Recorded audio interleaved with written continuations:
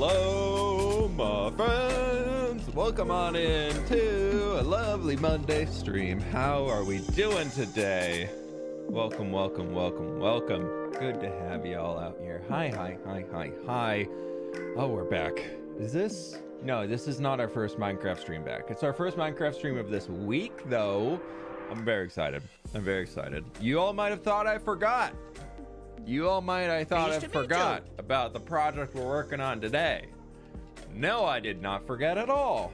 In fact, we owe, I did the math this morning, 197,525 blocks to place down on the terrain still. So, by that logic, we have a few blocks that need to be placed down on the terrain. What project? See, even some of you all forgot. I could have gotten away with it. If I just let it go a little bit longer, I could have gotten away with it and wouldn't have had to do anything. It would have been perfect. I almost had the perfect ploy, but now I've brought it back up and now we're stuck here. Bet is that you're procrastinating. A little bit of that. A lot of bit of I just wanted to work on other projects at the time, and I was like, if I want to make a video out of this, the last one, to get a noticeable amount of work done, I put in 60 hours of landscaping. And that's been the non-start for me of, I was like, I don't want to just place blocks for 60 hours to make a video. That doesn't sound like a fun video to make right now. But we're here, we're chilling, we're vibing. And if you have not already, click that like button. I very much do appreciate it. Thank you so very much, everybody on the YouTube side, for doing that. We got 360 people in here right now. 364, actually. 374, actually. It keeps going up. And we have 161 likes. 167 likes. That also goes up as well. I wonder if we can get to 200. But in the meantime, Soup Taster, thank you so much for the 6 months. I really do appreciate that. And Jewel with the 50 months at tier 3. Thank you so very much, my friend. I really appreciate all the support. And I've commissioned, so you all can see where we're at with all of it. For a lot of these are going to be Twitch only because there's some animated emotes coming. But so far, I have commissioned new sub badges for the 5-year, 6-year, and 7-year. So I'm going to get ahead by a little bit. So Jewel, I believe you're going to have a yellow. It's either going to be a yellow or a red tree. We'll figure out which order. But we're doing a yellow, a red, and then I can't remember what I said for the third one. It's like I was going like Lothlorien yellow gold vibes, and then I was going with red maple, like bright red fall color vibes for another one, and then we're gonna have another. So there's gonna be new sub badges coming out soon. And then I've also commissioned, let me count them real quick. 1, 2, 3, 4, 5, 6, 7, 8, 9, 10, 11, 12, 13, 14, 15, 16, 17, 18, 19, 20. Exactly. 20 new emotes are coming. We have 20 new emotes coming. 11 of them are going to be animated emotes, which only work on Twitch. They don't work on YouTube. So unfortunately, that's the way that goes. Let me check what that third color is, mostly because I'm curious. Oh, I said pink. We're going with cherry blossom leaves. Maybe for Samwise, we could go with for the 8-year. We could do the white leaves, like a lighter gray color. That could be kind of cool. But I feel like pink to then that wouldn't be that much of a transition, so we might have to get some other ones in there to make it work a little bit better. So we got a lot of cool stuff coming through soon for the stream. Y'all have been supporting like crazy recently, and I really do appreciate it. So I figured the way that I can give back a little bit is that we can get a lot of fun new emotes and animated ones and just make the viewing experience and all that stuff. And for everybody who subs and everything, you can use the emotes on different channels, at least on Twitch. So gives you something a little bit more fun to be using throughout. Yeah, so that's stuff that I'm looking forward to. Shan, thank you so much for the 33 months at tier 2. I really do appreciate it. Happy belated anniversary. I know it's over a month late. Life's been hectic and crazy. Hey, no worries at all. Thank you. I appreciate it.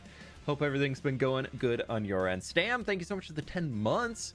Nearing a year so fast. Evening from Europe. Hey, was it? No, it's like a 10 p.m. plus in Europe. Yeah, it's still evening. Yeah. Indigo Blue, thank you so much for the 4 months. Glad to catch a stream. Welcome on in. Lovely to have you. And Mary Minnow with the 22 months. New emotes. Hype. Yes. Gives all the mods hugs because they're awesome and deserve it. Yeah, they're pretty cool, Sky Girl. You're right. Storykeeper Withers, how we doing? We got so many cool people in here. Hi everybody, how's it going? The Great Doggo, hello. Quinn, what's going on? How we doing? When are you starting? I want to see you make amazing things. We're getting started shortly. We're just warming up. We're getting going. I've been gathering blocks all morning. Actually, this morning I went swimming for the first time. I had a good morning. I went swimming for like 40 minutes this morning, and it's the first time I've went lap swimming since before COVID lockdown. So it's been like 4 years, which is nuts to say. And that was it was really nice to get back in the pool and actually swim. I swam for 10 years growing up and played water polo for 2 years. Yeah, in real life. No, I didn't go lap swimming in Minecraft. I wish I could get a workout that way. But no, it was really nice, and it was nice to do a different form of cardio. It's chill. It was chilly this morning. It's not that bad now. It's like mid 50s now, but it was very cold this morning. I was walking out of the house to get to the gym, and I was like but I'm here for the fall vibes. I'm enjoying it. Never been swimming before, and I've heard it's a lot of fun. Yeah, I mean, swimming for me, that's what I did growing up. It was my preferred workout. Well, and it was the sport that I was good at. Let's see, let me fix that. Hello, please work. Oh, I gotta fix it because I got to I'm gonna have to change that back for later. Haha, there we go. Look at that. Woo! Alrighty. Welcome to the landscape. For those who are newer here, we'll go a little cheeky free cam. You can see me over there. You can see this landscape growing up here. You can see the landscape still growing. Still growing. Still lots of stuff growing up here. And that is about as much as we have tackled so far. And today I want to first and foremost fill in those bits up here. Also, where you see all these bubbles, that's from just an aesthetic mod that I have installed that's really cool. And then this is the underneath of the terrain. So as you can see, we take the dirt from down there and we move it up here. But we've destroyed another mountain recently, and we now have all the dirt here that we can then start getting rid of and placing down on the terrain. So I left my crafting table somewhere. Oh well, whatever. You can just go here. That's the goal today. See how many of these boxes we can empty and how much stuff that we can get done. All right, if I can clear out 2 more spaces, we're gonna take you, and I'm gonna say I don't need my axe, and I don't need my water bucket. I think we might need the bow potentially, and we definitely need the shovel and that. So now we can clear an entire shulker at once. Love it. Stam, welcome on in. Welcome back, I should say. There's a lot of room under there. Yeah, think of all the stuff we can not do there. Yeah, love it. Okay, so the way that I typically do these is like figuring out guidelines up as much as we can go. And it's been a while since we've been doing this, so I think I'm just gonna cha-ching! Kind of get started. And see where we can go. Wildman, thank you so much for the gift member, though. I do appreciate that, my friend. Thank you. Hope you're doing well today. You were one of the OG people in stream today. Oh, we're up a little high. That's okay. It can come forward.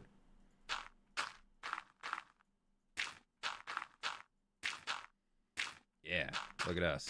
Now we're thinking with landscapes. Yeah, that's the line. Nope. And my song broke. We'll skip that.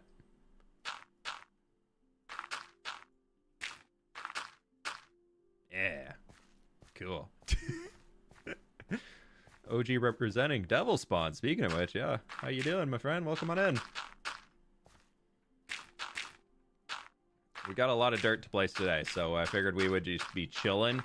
And I think I mentioned already, but the main purpose of all of this dirt placing is I am actually running out of shulker boxes again. And I figured that I could either spend the time shulker hunting again, Because I ain't building a shulker farm. I'm holding that true as a rule in this world. Of I don't want to eliminate the entire need to go to the end dimension, and literally the only need I have to go to the end dimension right now is to farm shulkers.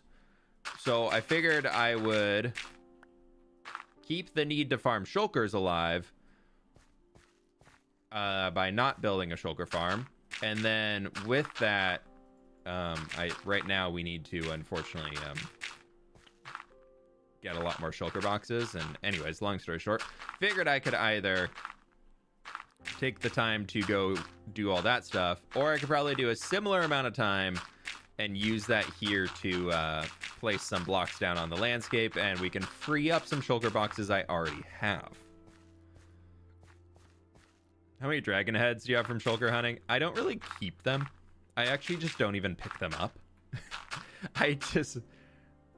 I probably should, thinking about it. Dragon heads, like, they're non-renewable, and if you need a decent amount of them, they're probably not fun at all to get. But I've never used dragon heads for anything, so I don't even know what I would keep them for. I guess if I were to, I am thinking about installing that data pack for the armor stands. I am thinking about doing that for some extra decoration, so maybe that would be a reason to have dragon heads, because I could use that for some stuff. I don't want to put like figurines everywhere in the world. Like I don't really like the look of that. But I do want it to be able to add like custom signs out of mashing up some blocks together, or like scaling up an anvil and having it floating or something like that for a blacksmith. I think could be fun. Like basically that's all I want to use it for. It's like making hanging signs, or like the pile of barrels that B-Dubs did in his Hermitcraft potion brewery build a while ago. Hugo, how are we doing? Thanks so much for becoming a member.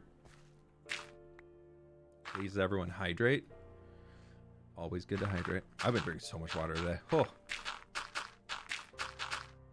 Some chlorinated, some not. Not on purpose, just by product of being in the pool. I should specify I'm not actually drinking chlorinated water.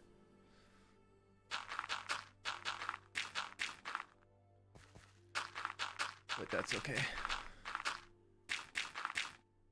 So I feel like this is just going to be a big grassy area.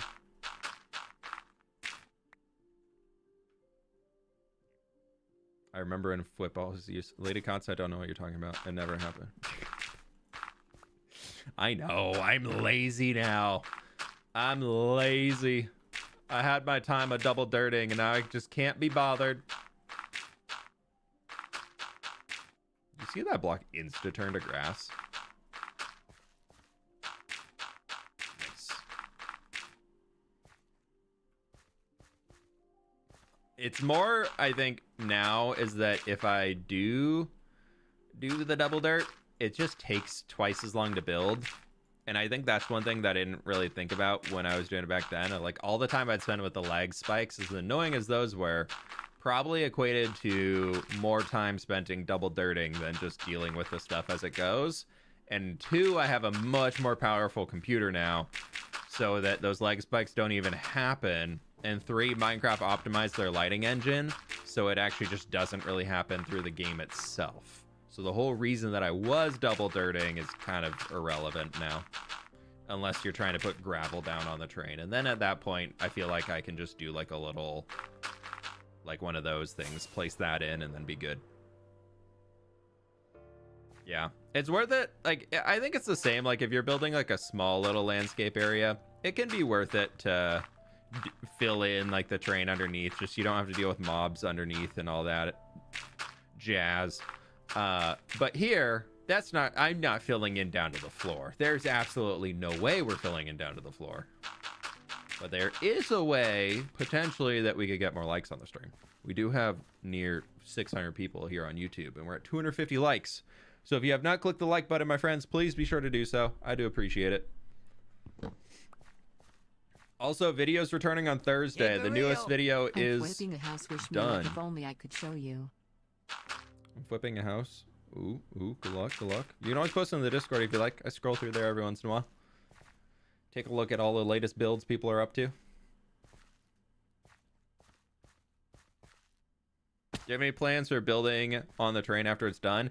Yeah, I want to turn it into El Natural landscapes. So we actually, most likely, I would say, will not be building houses up here so much. Maybe on that side, once we get into the snow, people have wanted to see a Nordic something or another. So I've thought that we could potentially revisit a Nordic mountain build. Pleased to meet you.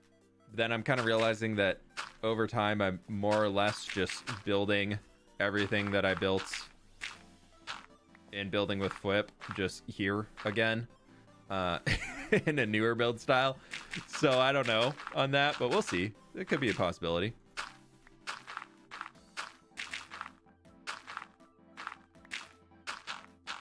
But after Saturday's stream where we were doing the movie watching, there's one of the maps that we were on for one of the mini games. I pointed it out when we were in there, but whoever designed the hub had a really, really cool way of portraying trees, which I thought was so freaking cool. Let me show you. Let me just grab a few leaves real quick. It's not going to be exact. Let's get some of those. I can't do it exactly how they were because they were using some creative only things to get saplings placed on top. But I guess if I had flower pots, I could. Because do flower pots unrender, or are flower pots always rendered in? Need to go to an ender chest if so. Using pickaxe to get leaves. Bro, I got silk touch on there. Calm down. I'm using a bed to get a sapling now. Ah, see that? Look at that sapling. I can get a second sapling. Do I have to switch to the pork chop to get a second sapling?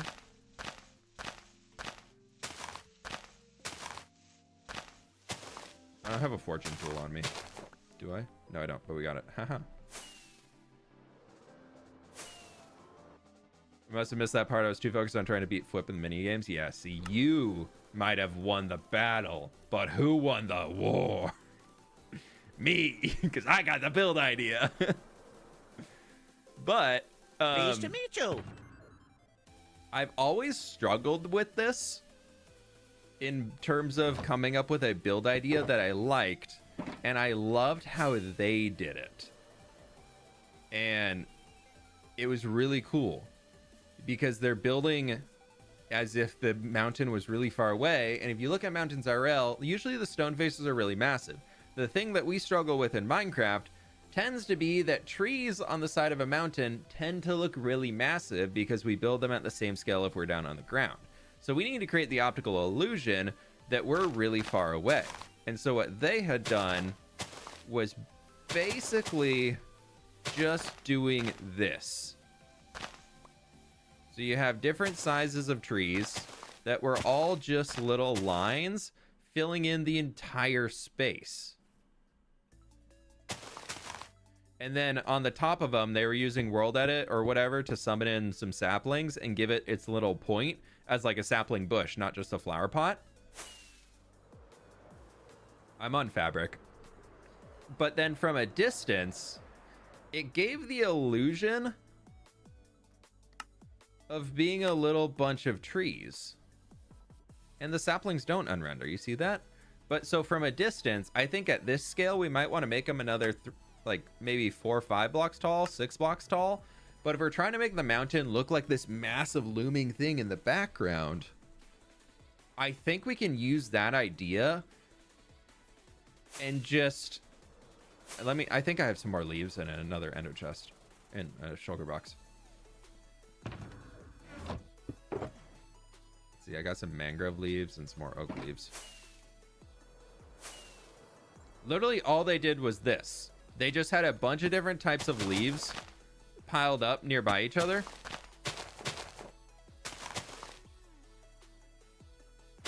Pleased to meet you.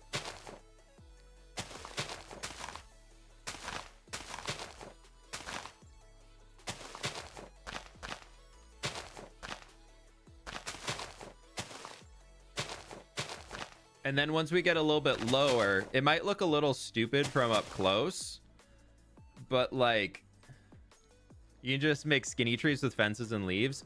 Yeah, the problem is even at that though, the scale of it has to be pretty big.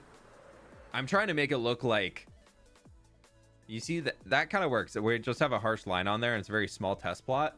But what I'm trying to make it look like is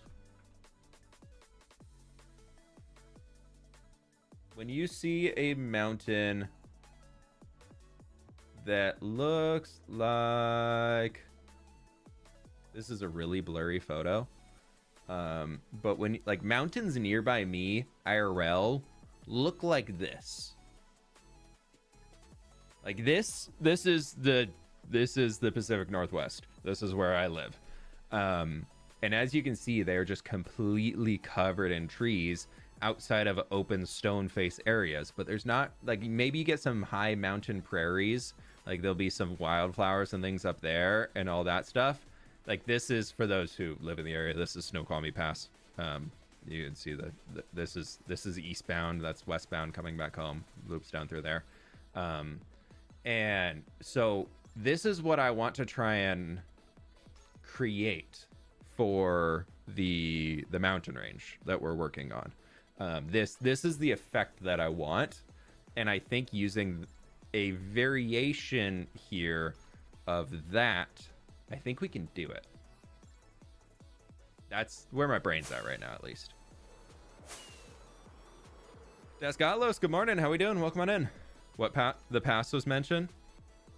Yeah, Snoqualmie Pass.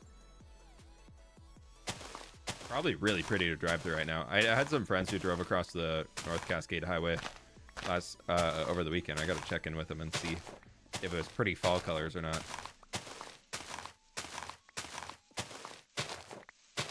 I'm gonna take this all down for now because I think we can do a better job of it later. Maybe add spruce leaves. Yeah, I just didn't have any on me. I was just trying to make it something out of it.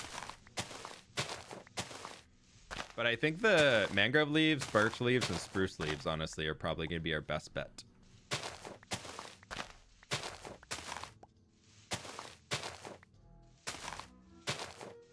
Hey, Sylvan, thanks for stopping by.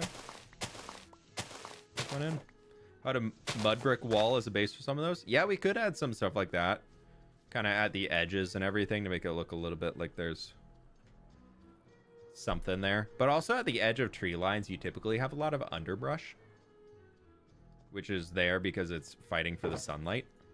So when you get into the realm of like adding in, we'll just do that.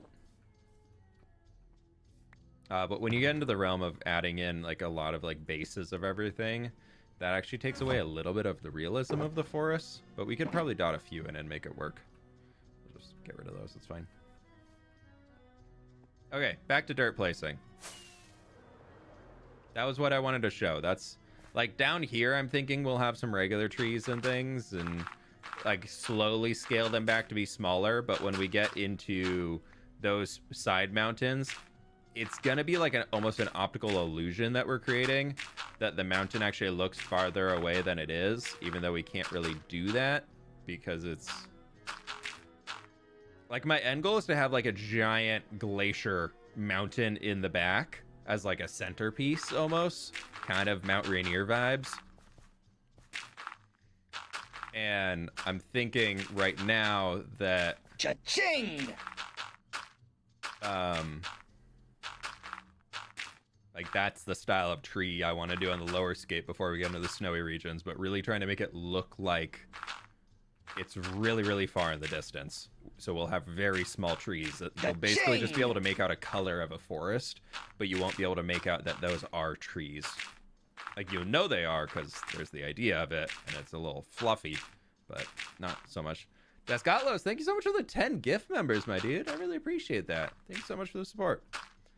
And Wildman with an extra gift member too. Thank you so much. If you got a gift membership, please be sure to say big ol' thank yous. I very much do appreciate it. And who else did I miss? Dude, how did I miss these? How do I always miss people? Hugo, thank you so much for becoming a member if you're still in here. That girl, Tamiria, thank you so much for the 1 year.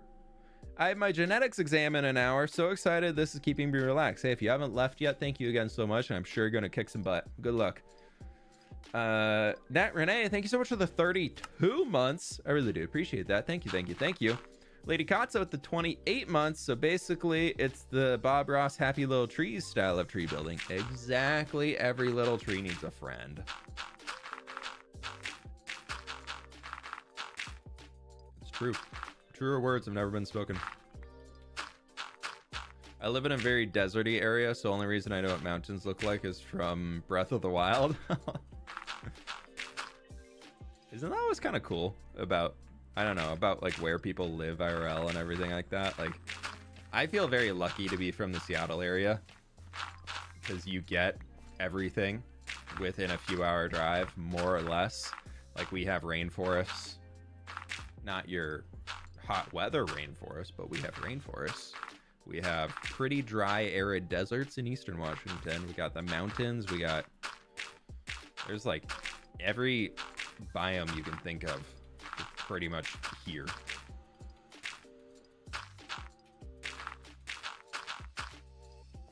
Yeah, it is pretty crazy how many parts of the world are just like entire countries are pretty much just like, and this is the hills.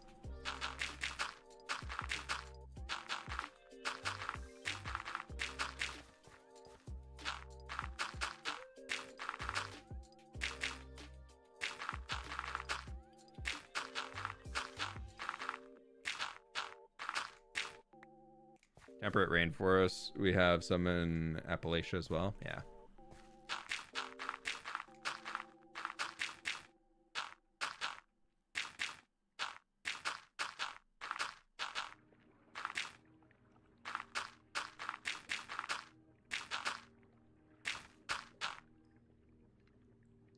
I think I can just do a line over there real quick.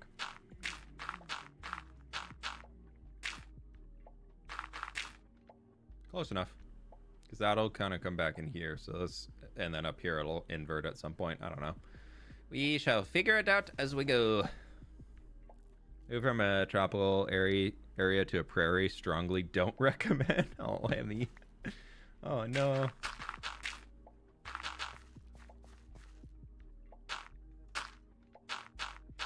Me convincing my wife to move from California to Seattle, being like, yeah, the weather's great here.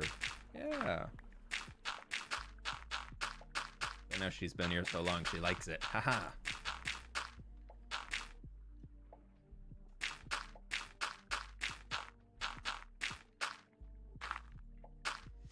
In Poland, we have quite beautiful sights too, from the sea through Lurzery Lakes and low mountains too. Yeah.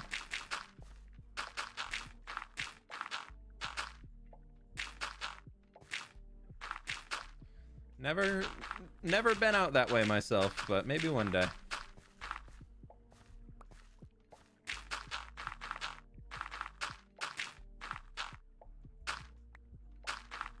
Okay, we got a lot of dirt placing on the docket for today, so we're vibing. If you haven't clicked the like button, my friends, please be sure to do so. I very much do appreciate it. Thank you, thank you, thank you. Over for the YouTube friends, Twitch friends. You're looking great. You're doing great. Keep it up.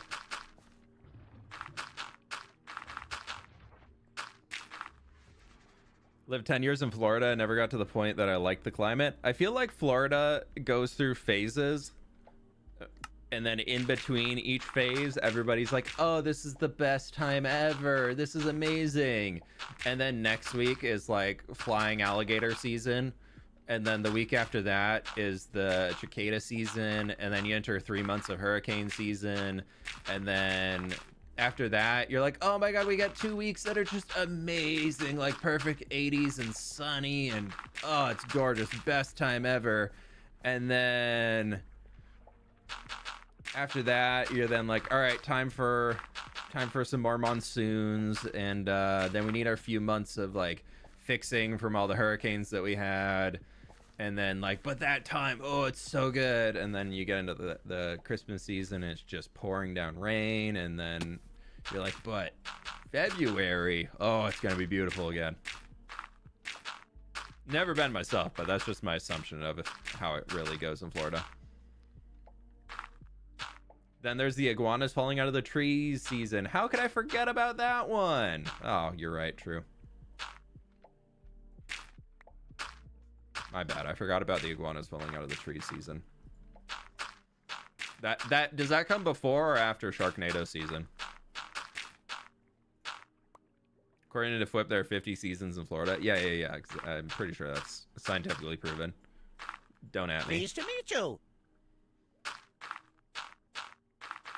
As somebody who's never been to the South, I'm pretty sure, yeah.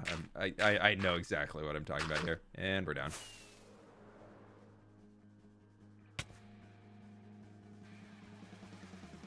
DJ, thank you so much for the prime. I appreciate it, my dude. Thank you.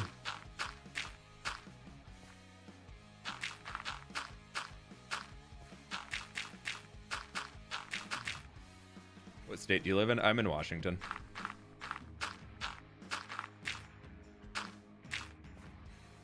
Far corner from Florida, like as minus going to Alaska. Honestly, maybe Hawaii is also farther, but like of the main 50 or 48 states, like about as far away from Florida as you could get. So that's where I really know what I'm talking about when I'm talking about it. That's how you know a lot of what I'm saying is very much based on truth.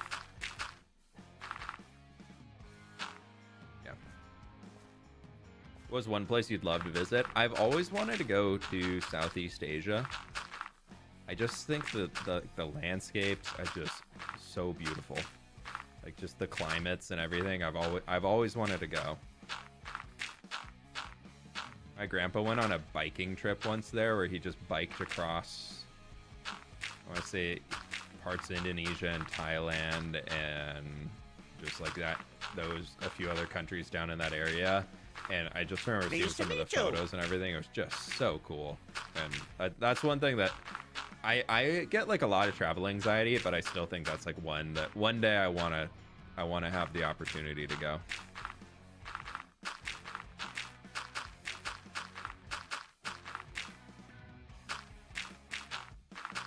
I also would really love to go to Patagonia at one point. Total opposite, probably in climate wise, but we watched a documentary about it a while ago.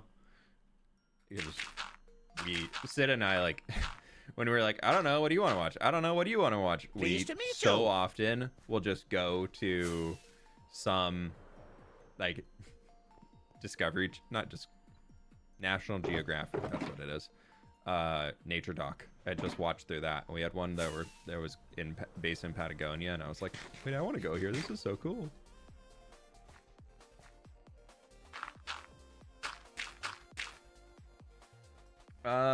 Yellow, thank you so much for the 3 months. Thank you for being you and creating a safe space for me to unwind from life and my mental health. I love watching your content and learning from it, especially train content, because I'm bad at it. Hey, you just need to practice. You got it.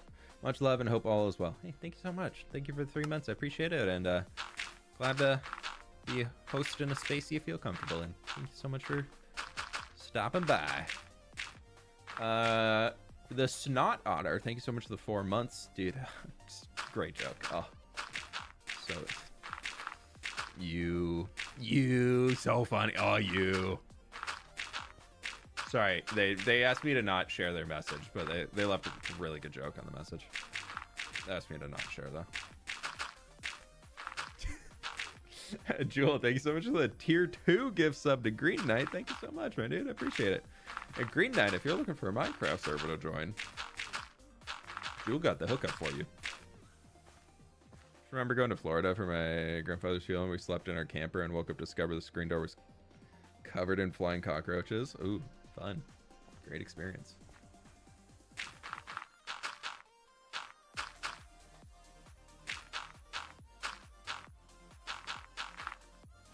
Next video will be on Thursday. I just finished it up this morning, so it's uploaded, ready to go, and it'll be out on Thursday.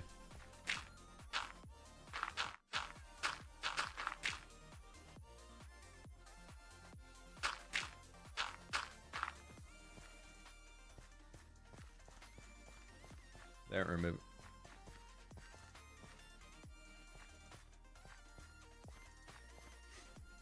Spoilers.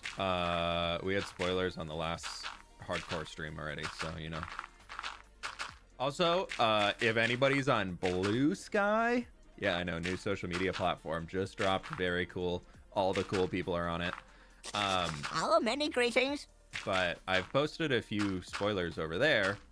And also, I think I'm gonna be posting more often on there. I don't know, man. I've so given up on Twitter at this point, and so if I can grow another social media platform, that would be much better to be a part of. So if you'd like to follow me on Blue Sky and you've also wanted to jump ship from Twitter, it's just fWhip.bluesky. Yes, yes, yes. Nobody actually stole my username. I know, very rare for a content creator. It's not like a weird fWhip at blah blah blah numbers or something. You know, it's just fWhip at Blue Sky. I got on there early enough. How was your time off? It was really good. It was very nice, very much needed, and coming back, and I feel much more motivated to be making videos. Grosmont, thanks so much for the 8 months. What fantasy races are you planning on adding to the world, and what style would you put them in? We have the new Dwarven City coming together. I don't know, I caught both those, but I'll take it. That is going to be one of there, but I guess we technically already have dwarves in.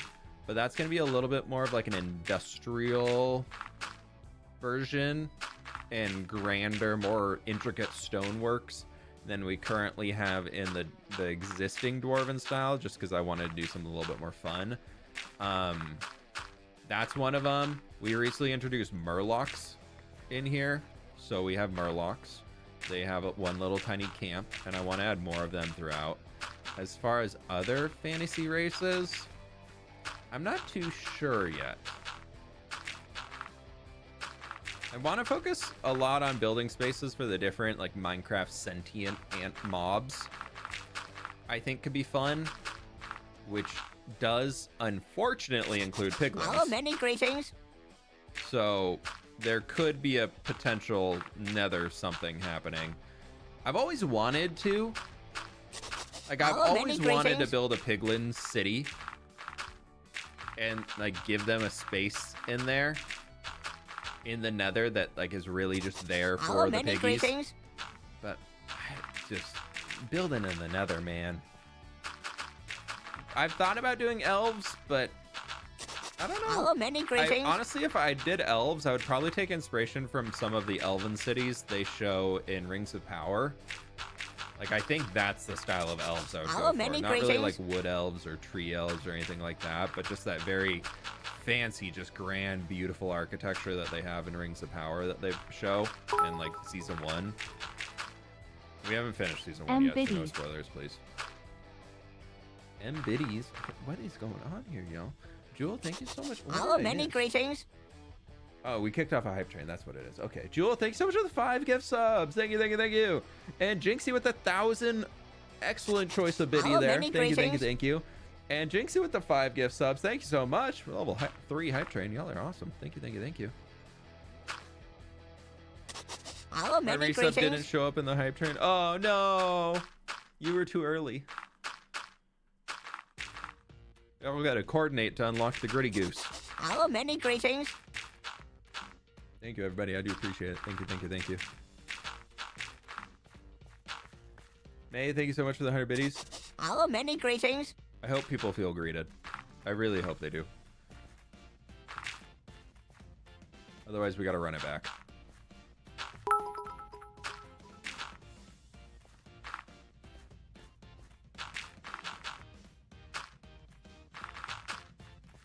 Pleased to meet you. I was expecting it to read itself out, but it did not. So there we are.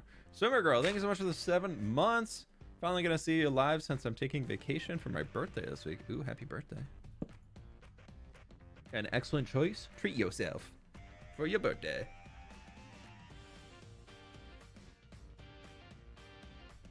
Where are you from? I am from Seattle. Oh, many greetings. I meant to like start filling it over there, and then I came to fill it over here. This is just gonna kind of... Oh, hello. Right, we can do a murdering now. Whoop! I'm very surprised I actually managed to hit that.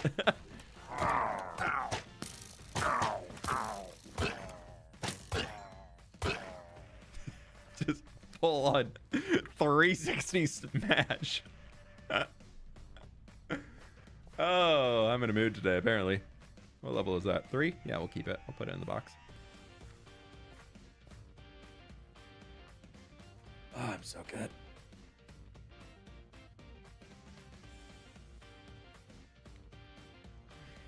If you spell my name correct, I would reply to your question, but that's cool.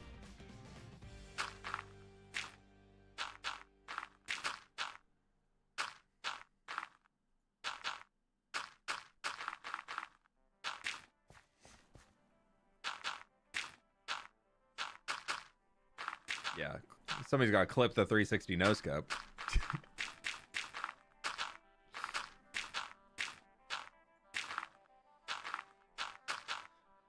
I really am starting to think that I, 1, really need a mace. And then 2, also thinking that I really don't need a mace. For the same reason. That I will do that a lot. And the reason why it's a don't need, because I'll do that a lot, and I will keep attempting from higher and higher heights. And then the reason I do need is because I'll do that a lot and keep attempting from higher and higher heights.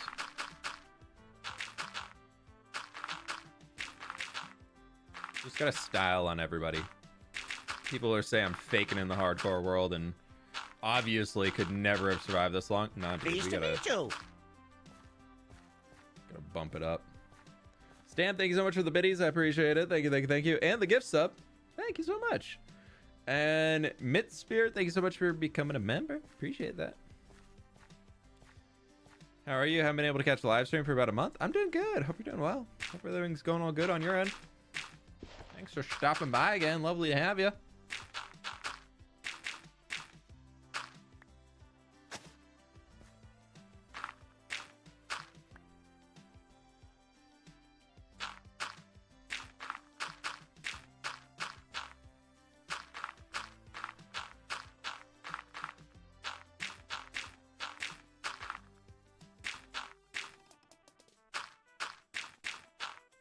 Pleased to meet you.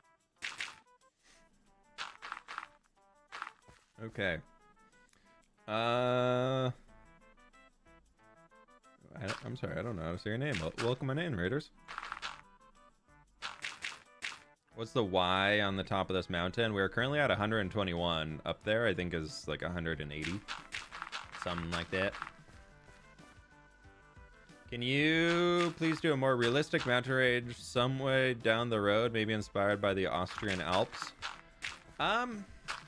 I feel like there'll be some realistic elements to this, but just in terms of it being a landscape. But I don't tend to enjoy just taking like a height map of something and translating that into the game. But yeah, well, I definitely take ideas from a lot of the real stuff. So maybe one day we'll have a little bit of stuff inspired by the Alps.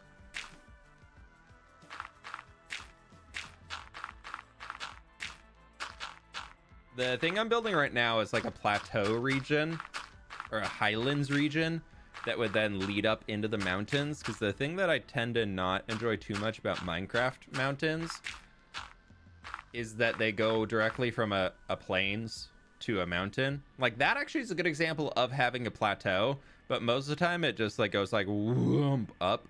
And so I'm trying to elongate that transition period with this. So we're technically not even in the mountains yet. Like we have mountain,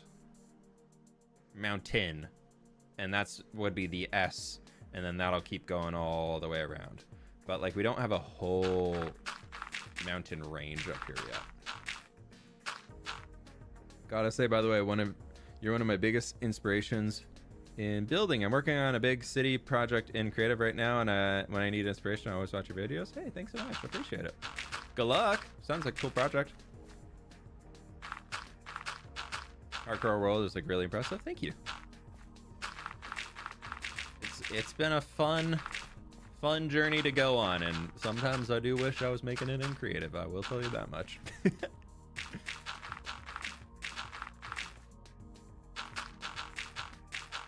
Pleased to meet you. Maximus Bulldozer, thank you so much for the 19 months. Sorry if it already got asked, but what exactly was the reason that you removed that mini block data pack? It broke and I was lazy and didn't add it back. I do have a new version of it though. I can use a stone cutter to cut a full block into a little block. So I do have a replacement for it. I'm just not using it much right now. And I think that's also one of the big reasons that I kind of stopped, was that I wasn't really using the, do I like this slope? Yeah, it's kind of working.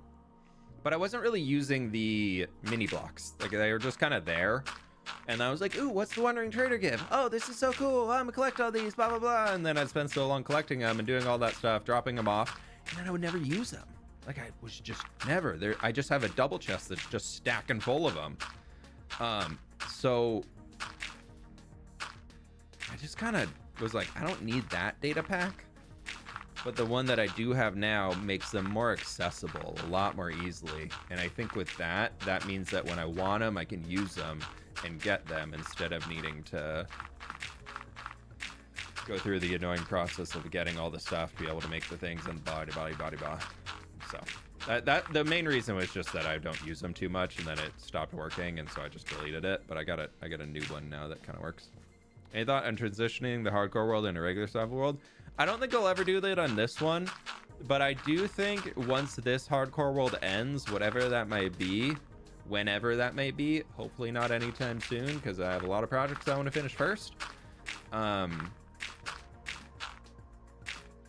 But I will most likely, my next long-term survival series will just be regular survival. And I think I might, like, I'm kind of tempted to do like a slightly command blocky driven one where I can set some rules and things to allow moving around the world more easily. But I'm not too sure. I don't think I will do that in the end, but I have had thoughts of being like, what if I were to add something that was like a command block structure that once I finished a whole build, or once I finished that, I could then have like a hub or something. Instead of needing to waste the time to go through the nether hub or something like that, having like a transportation industry that once we build a structure or something, or once we have it hooked up, we can then use that as a teleportation system. But I guess now that you can use minecarts in the nether, it'll probably be a little bit easier. But the thing is that I want to do on the next survival world is I want to go some form of large biomes. I don't think I'm going to do full large biomes, but I know you can use a data pack to specify biome size, and I want to do like a 1.5 biome size. So instead, like, large biomes are 8 times, and I think I want to go to like 3 to 4 times the size of what we have in here. So I guess 1.5 isn't right, but something that will just really extend out the biome so that I can build like an entire city or an entire landscape or something, and it wouldn't be breaking around some, like, going randomly into a swamp like we are right now. Pleased to meet you. So that's something that I'm really thinking about doing for the next one. I am for sure doing the large biomes on the next round, and I think that'll kind of be the start of whatever the hopeful final long-term fWhip Let's Play of the new one that will last the test of time. Because I love this one, don't get me wrong, but being in hardcore, there's always will be an end. But I think there's something nice to be said about like a really long-term survival.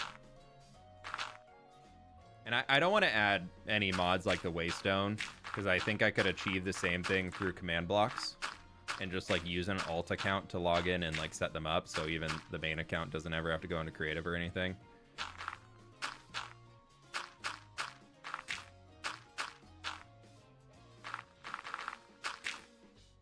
But I can use I don't know, I think we can get more creative with it than just the Waystone mod. And then I don't have to worry about updating after the Waystone mod gets updated, because it would break everything. Waystone mod would definitely work, but the problem is that I like to update to the new version of Minecraft as soon as it's out because I want to get all the new stuff. Like, I'm even tempted to go into 1.21.2 to get the experimental features to be able to use the new white wood, the pale oak. But I'm kind of waiting for a few more experimental feature rounds to go. Because sometimes I find they're a little buggy and I don't want to bug out the world.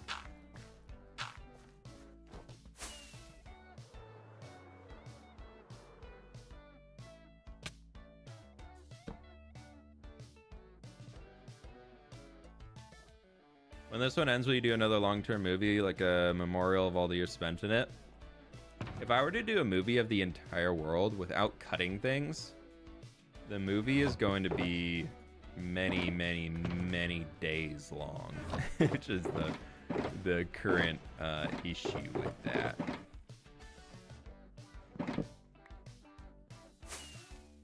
Like it's starting to look pretty good up here. If you add up the current up to 5,000 days movies, I think that we have, we're at a full day, like 24 hours plus of footage. So, and then we are almost 4,000 days beyond that since I've done a movie. So I'd either have to find some way to trim it down, and you would basically just be like, all right, 100 days went by, here's an update.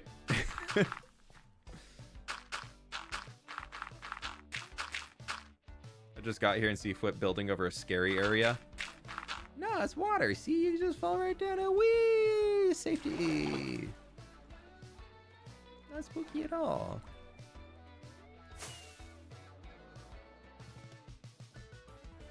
Dang it. I thought the rocket would make it.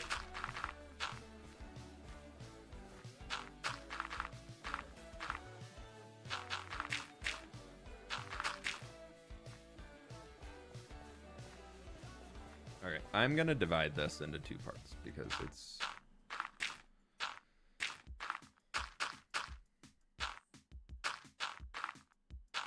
you stress me out. I can't remember what I was doing a while ago, but somebody was giving me a hard time in chat there about how I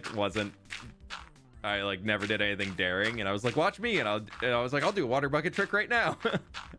I jumped off a cliff and did it, and I think it was either Lizzie or Ollie were watching the stream just like in the background, and I got a message from them afterwards, and they were like, I can't believe you just did that. I can't believe you just like YOLO just jumped off a cliff with a water bucket and just landed it. They're like, I was stressed for you. I was like, I figured I was fine. Like, even if I missed it, I didn't think I was gonna pop the totem from that height, but if I think I had the totem. But I was like,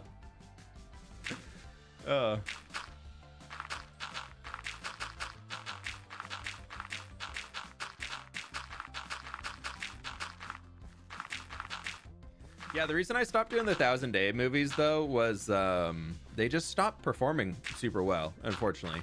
So I found that like when I uploaded the 5,000-day one, that actually like was hurting my channel. If it was making the next videos I publish actually get less views, which is a bummer.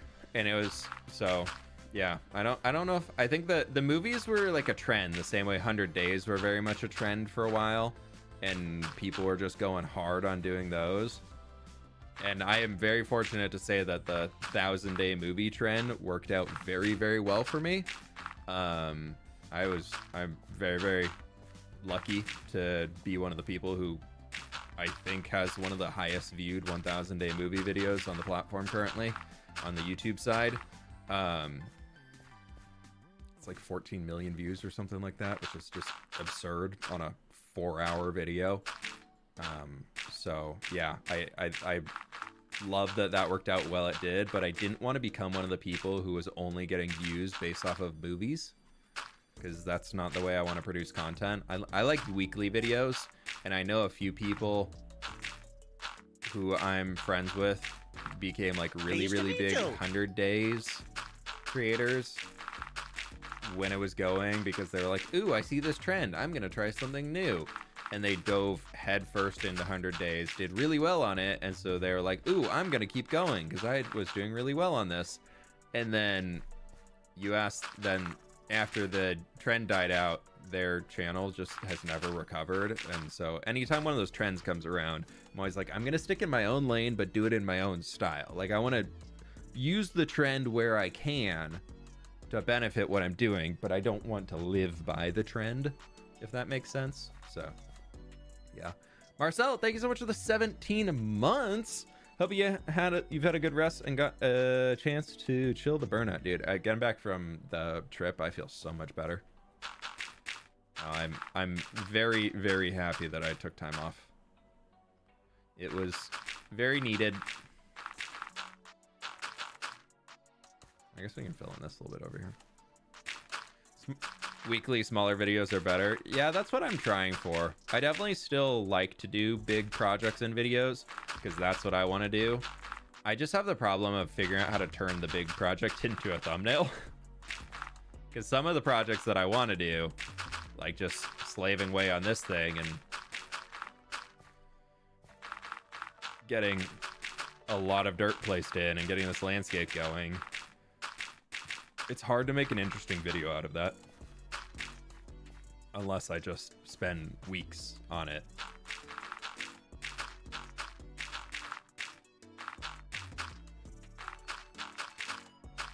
But YouTube is very much the land right now where you need to...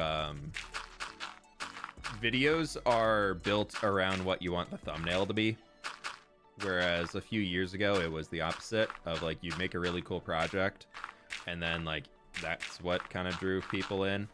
More or less was a good title and like a decent thumbnail. Now if your thumbnail's not great, you're just it's a sad day. But that's okay. I still wish you could do them as well as the weekly ones, but I completely get that it would be more work and it could hurt your business. Yeah, I'm trying to more just do content now that like I really want to do and I really want to watch, instead of like super worrying about where the channel and everything would be going. So that's kind of led into why some things have stopped or some random things have changed or started or whatever you want to say. Trying to make stuff that I would think would be fun and then just hoping that y'all are enjoying it too. And if you are, click the like button on the stream. Got him.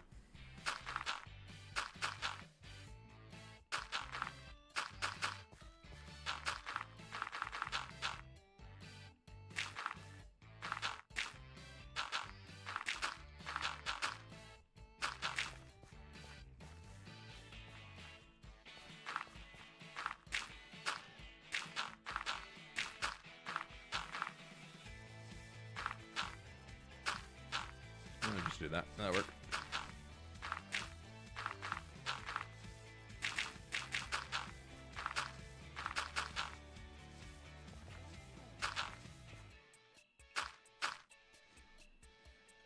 Going to do some evening. Going to go do some evening gardening. Ooh, have fun. I gotta get out there. I feel like over the weekend we had our first windstorm since like the trees started changing and everything, and the windstorm was like, it's fall. Fall is here. Yes, holy cow, there's so many branches and everything in my front yard right now. And I haven't cleaned out like the garden beds from growing all the veggies and everything this summer. So I got to get out there and get all that stuff cleaned up before it gets too late. Because it doesn't really harm it too much, but probably should soon. Sir Fwhippenshire. Yes, hello.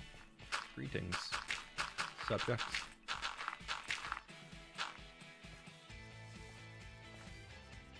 What block is underrated or underused in your opinion? Definitely won't be the spruce trap doors.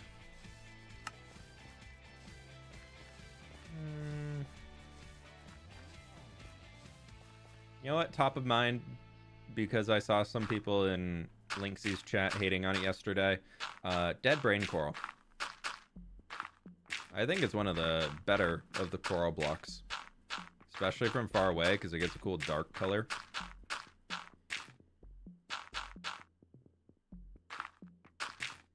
And there's a lot of people out there that just hate on dead brain coral.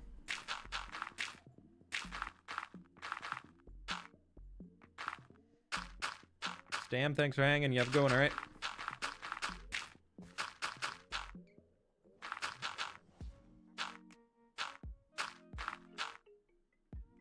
It is Leaf City out there. Oh my gosh, yeah. Our entire driveway just is orange right now. It's just covered in leaves.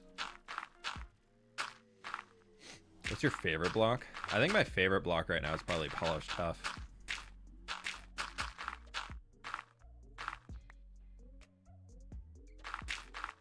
Link's chat is full of trolls. They all like to mess with them. Yeah, yeah. That's true. That's true.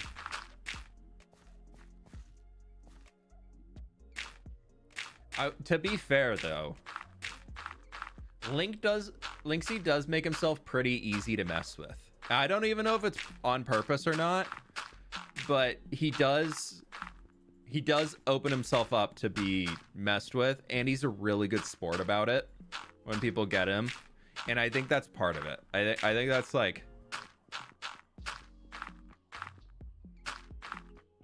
it can be fun to mess with streamers, but if the streamer is like not like returning, like there's like a healthy amount of you mess with each other in a Twitch chat usually. Like usually the streamer to mod relationship is built off of messing with each other. And I think Link and his mods definitely have that down really well. Like it's a really healthy balance. And yeah, they both just constantly mess with each other. So it works out great. Okay, so we're a little bit high here, but that's okay. We can do that. No, I'm gonna turn this down.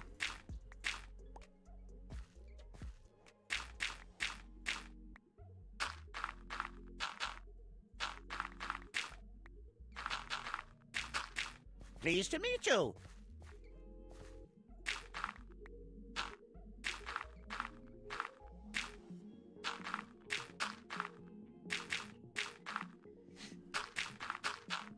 This is gonna be a little flat, but that's okay. Oh, goodbye dirt. I was so good about keeping the rest of it. Efaria, thank you so much for the prime. I appreciate that. Also, Shrub Bowl, thank you so much for the 2 months. Thank you, thank you, thank you. Appreciate that. Honestly, the mods around here could do more.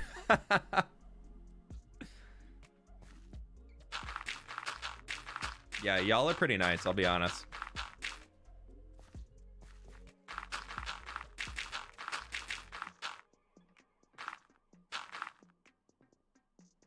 This actually needs to come all the way out here.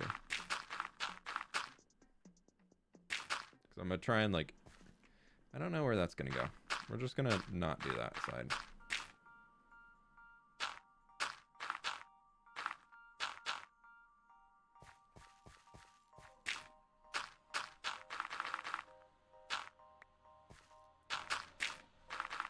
Yeah, the mods here are a little too worried about being like role models or something and setting a good example for chat, and then yeah, they end up just being so nice. Pleased to meet you.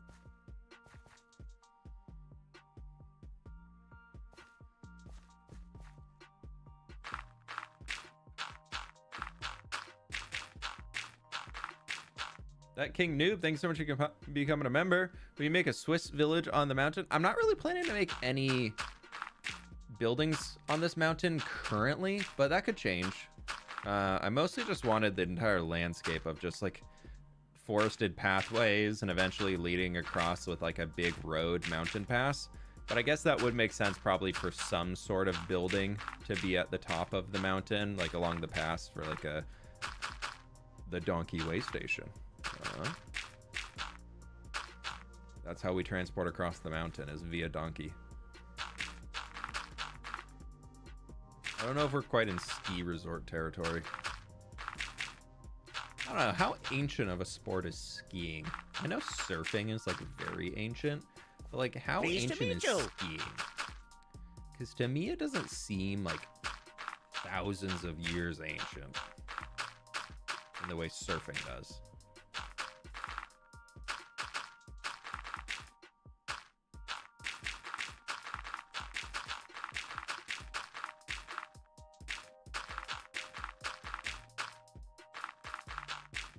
Keep it real. Miss your Skyblock series. What happened, Brown?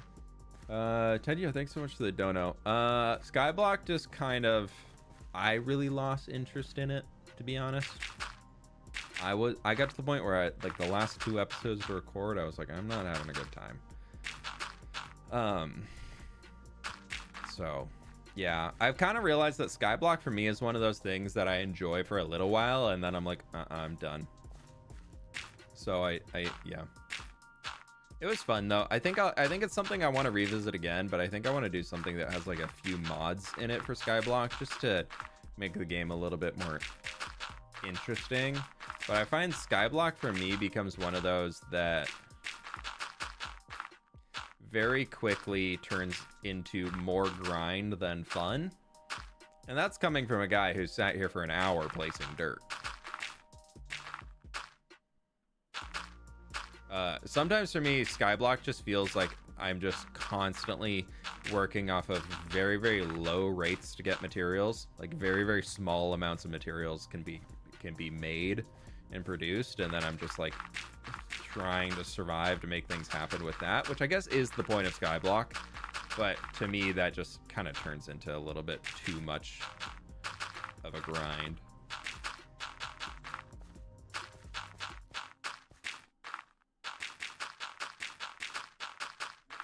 My plan, though, is probably early November. Thank you kindly. I want to launch a new Ethan. series. Glad to see you back. I'll get to it in I a second. really miss your videos. When is the next one?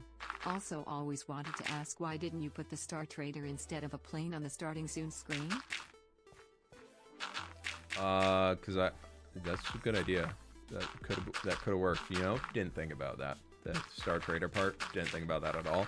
But I also really just love the plane flying over with the banner. I don't know, something about those every time I see them IRL, just like, that's like a core childhood memory.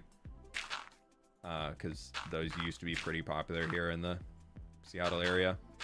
Not super popular, but during the summer you'd see them all over, like occasionally, like one a day or something like that. But yeah, new video will be out on Thursday. It's already done. It's uploaded. It's ready to go. So it'll be out.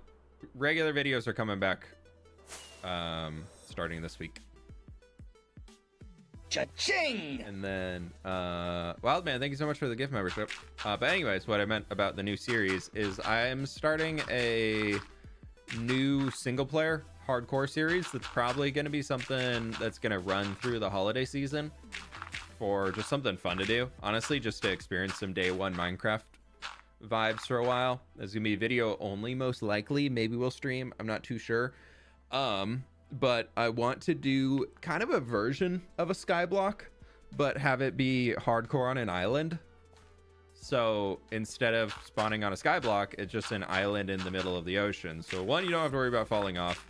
And two, I'm basically just gonna go find a seed that has like a decent sized island and use that, and then the series is either gonna go until I die or until I manage to completely transform the entire island. So whether that's builds, whether it's natural landscape, whatever it might be, that's kind of the goal. And then also I'm trying to find a seed where the next landmass is so far away that I'll be mostly out of render distance, because I want to do it purely off of what I get on the island and what cave biomes I can find underneath the island. So I haven't found a seed for it yet that I want to do, but that's my plan. I think it'd be a fun break series. I've thought about doing it in this world, just moving over, but then I don't want to risk losing this one, is the big thing. But it would be cool to be able to say, because I know, like, who was that? Why am I blanking on his name? Big hardcore movie, 100 Days dude. Looney. Looney did that in a Skyblock in his hardcore world, but the Skyblock was actually of the same world, which I thought was a cool way to do it, but that's like a big time risk of... He had thousands of days in that world, but I guess he wanted to do it for the big grand reveal, so who knows? Who knows? I'd have to figure out some way to get down to 0 levels to make it happen. Is that a swamp all the way down there? Yeah. Not there, but there. Yes. The problem with the swamp being there is that we're going to run into a very, very gross foliage color soon once all the grass starts growing up here. You can see we already got some mountain tones coming in with the spruce compared to the oak forest over there. But we'll deal with that plan when we get there. Or that problem.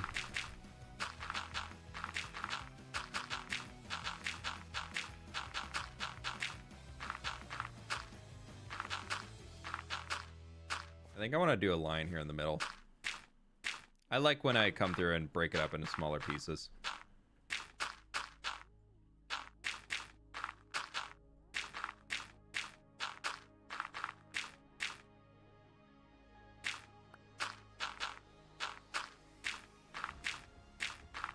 Makes it easier for my brain to manage.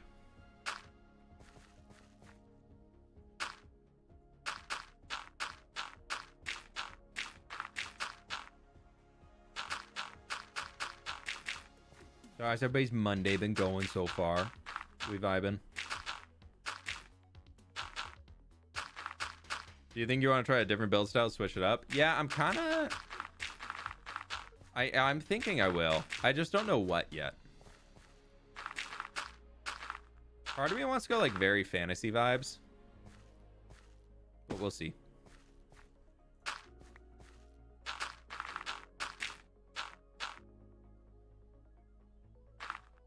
Pleased to meet you.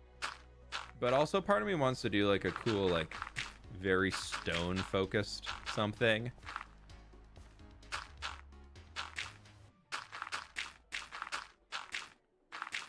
I don't know.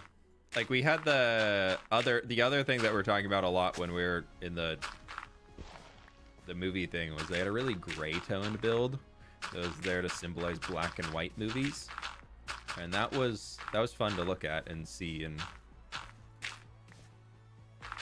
so I've kind of thought about doing like a gray tone, like purely black and white, and then the inside of all the buildings being insanely vibrant and colorful. I feel like that could just be a really, really fun challenge of making sure the outside still is pure gray and white, like black and white. And so you can't see any of the color on the inside, but then once you get in, then it's just like a bam, crazy colors everywhere. That could be really cool. But also on an island, to be able to do all of that when you're limited to the colors and the blocks you have available might be more difficult than not. So I don't know.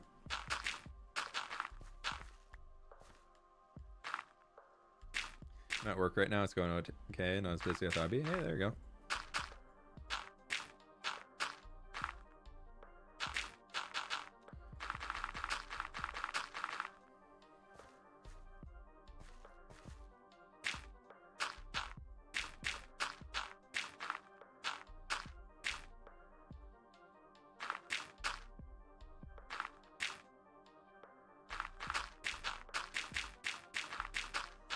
Flatten what's behind me. Ain't gonna work, Jinxie. Ain't gonna work. I knew it was you before it even was sent, but I'm asleep for totally different reasons. Literally, yeah, thank you so much for the 9 months. Loving the stream and glad to hear the trip helped you with the burnout. Big Enshrouded update coming soon, though. Should I be watching this space? Maybe we have to get the the crew, the Enshrouded crew back together.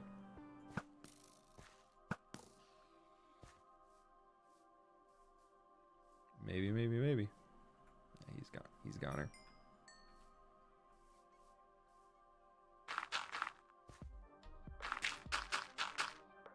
I haven't heard anything on it yet, but I will reach out and see if there's any potential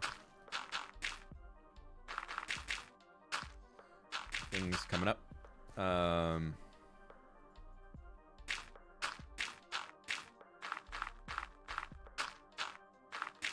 I would be down to play. I really liked Enshrouded when I played it. Those first few times. I just found that, I think honestly what we might do for it is that could be like that would probably be a Twitch stream. So if you're interested in the Enshrouded stuff, make sure you're dropping a follow on Twitch if you also use that. So I'm finding that the more I'm doing non-Minecraft things on the YouTubes, the unfortunately it's not helping. So a lot of the non-Minecraft things that I'm doing are definitely just going to be moved over to being on Twitch. Not that I really do that many non-Minecraft things, but I know like the Deep Rock Galactic crew, Shelby, Mog, and Sausage, we've talked about getting back in and playing some more Deep Rock and doing that for a fun stream soon or something like that. Because we were all having a lot of fun doing it, so doing more stuff like that. I really like, I would love, one of the things that I really like, not that I watch it, but I just like the idea of it, is a lot of the hermits, they have their groups that they play with, like weekly games like Phasmophobia. I think Impulse, Grian, Gem, and Skiz play every single week, and just like have like a Wednesday Phasmo day or something that their community knows is happening. And I love that. I think that's so cool, just having some way of breaking out of being just a Minecraft streamer, but still like with the friends in the space. Like that type of stuff I always love. So I've always wanted to get like some regular scheduled non-Minecraft group going. So something like that I think would be cool to do one day. I just don't know. Sometimes Scar joins them. Yeah, okay.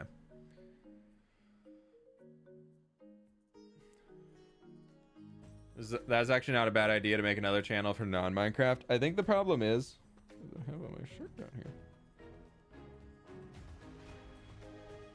Weird. Oh. I have a random tag on my shirt.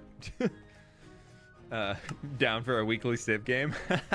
See, I would love that, but I don't think that's I don't think I quite have the selling power of, hey, do y'all want to come out and play a 6-hour Civ game? Because I do. Have I been researching build orders? No. Don't be silly. No. Do I know exactly what wonders to go for? No. Of course not.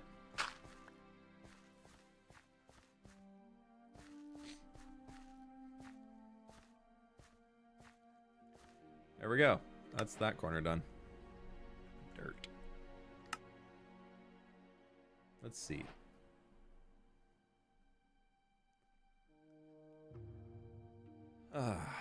That does feel nice. So what we finished is everything that's from like here kind of up to there.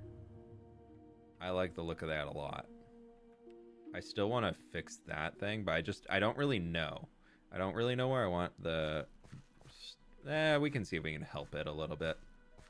I'm actually... No, I'm going to leave that for now, because I'm not too sure. No. We're going to do it. We're going to do it. We're going to go with a little... It's not going to be perfect, but we can try and get a little... Because I'm just not too sure how I want that rock face to go yet. So I'm just... Today's goal was just fill in the dirt. Mod game night when? Could be good, could be good.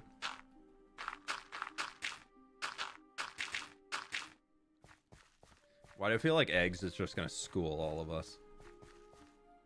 Strategy Saturday. The problem is I would love to do something like that if I didn't have any thought of an IRL schedule. Like, perfect world of... By perfect world, I mean not having to focus on any IRL obligations and having zero social life. So in fact, not perfect world, but perfect gaming, like work 24/7 scenario, like that would happen for sure. But I really enjoy my Saturdays being off. I am thinking, I've been playing Elden Ring a bunch again recently, so I've been thinking about doing some like late night Elden Ring streams. But the problem is I keep jumping on like after dinner, playing for like an hour, and then I'm like, all right, I'm jumping off, I'm going to bed. The new pill garden blocks, I'm so excited for them. They look so good. I will be using so many of them.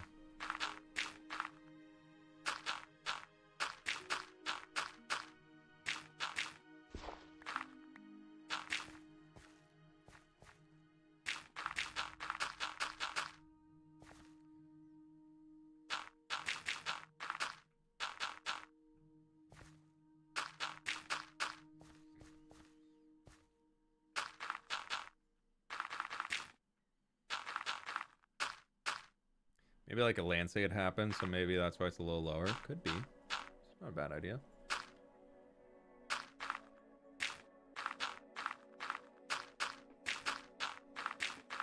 We gotta think a lot of this is probably gonna be covered with vegetation and grasses and everything too. So a lot of the shapes we're working in, they're gonna get a little bit blurrier as it all goes.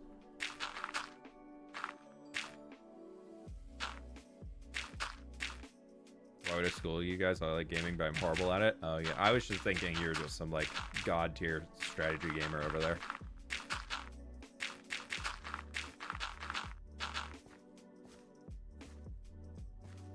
Oh my god, I randomly recently jumped into a StarCraft 2 ladder. And I ended up going 3-0. And I was like, do I still got it? Do I still got it? Do I still? Oh my god, I still got it. And I played a fourth game and got absolutely destroyed. Oh man, the first 3 games though, whoa man, I was kicking some butt.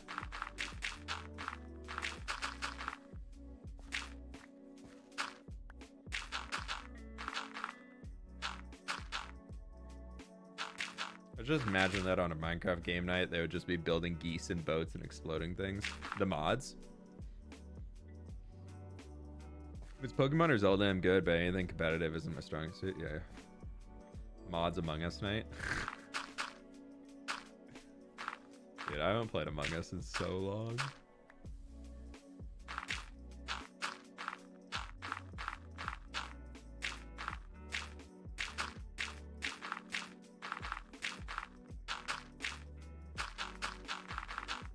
I'm definitely looking for new games to play.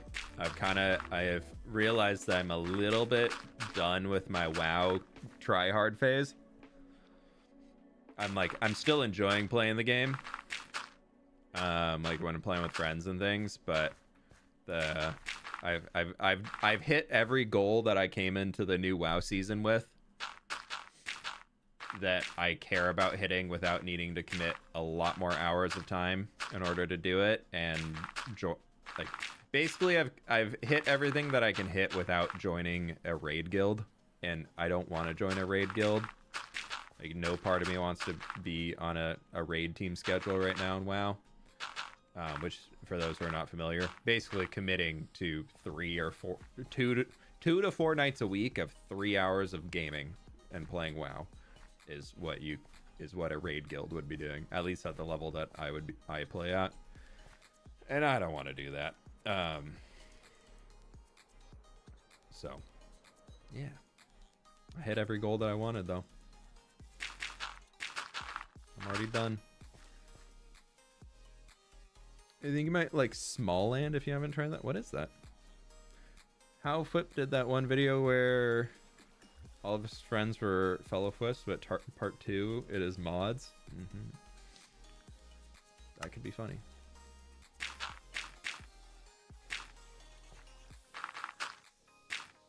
Factorio stream when? Factorio was fun. They had a big update come out recently too, right? Didn't they have like some Space Age stuff come out? When's the next world tour? It is going to be on episode 80. 77 comes out this week. Not a whole ton of stuff has really changed since, though. No, I'm lying. What is it? What have we done?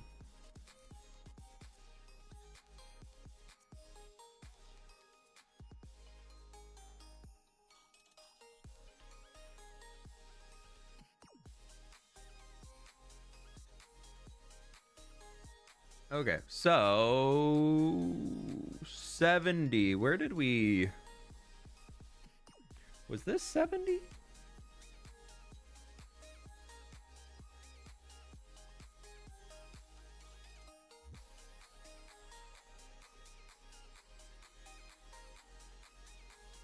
$67. Okay, that's a good base point.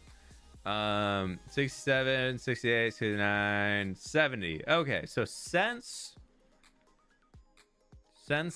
last time we've had, is this really 71, 72, 73, 4, 5, 6, yeah, 7 coming up next. Okay, so since last time we have started the harbor region, we built a castle, we started New Papyrus City, did the 24-hour building with a bunch of little things here and there.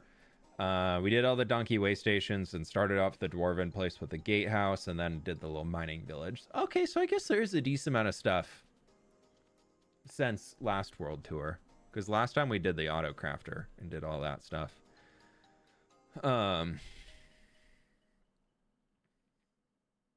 Yeah, okay, so there's been a decent amount of things coming in since last time. I was like, what did I do in the last few episodes? I don't know, man. That would make sense. I feel like I guess I did the cliff face before I did the harbor, so that's why it's feeling weird, because I'm thinking that harbor video... What do I do? Do we try and do all the grass for the new farming area? Do we try and get that dug out? Because if we have 2 weeks of streams, basically, until the next world tour comes out and world download, like, I think if we go hard on streaming and mining, I think we could finish the destruction of that and get the grass blocks placed back over for where the mountain is.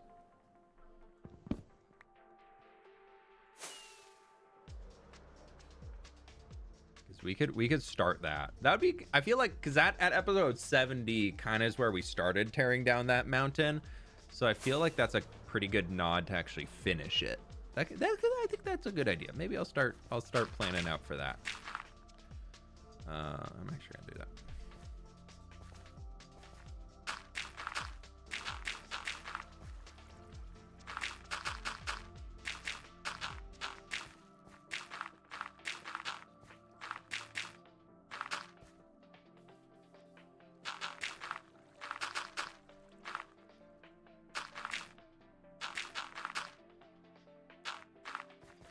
It's not a bad way to do things, so it can be easy peasy. Never had to pay for a membership because I keep getting them gifted. If you keep showing up to the streams, that's how you keep getting the gifties. YouTube gifted memberships are based off of how often people view that are watching. So the higher your watch time across the channel, the higher your chance of getting gifted memberships. So if you're watching the videos and you're watching the streams, your chance of getting a gifted membership is actually pretty high.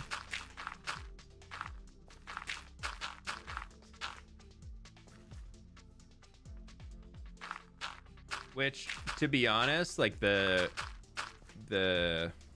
business content creator side of me thinks it's a really cool feature. But then also, part of the randomness of a gift sub on Twitch, I also think is pretty cool. Because it could be your first time watching the stream and you could just get lucky. But it could also be your millionth time watching the stream and you've never gotten one.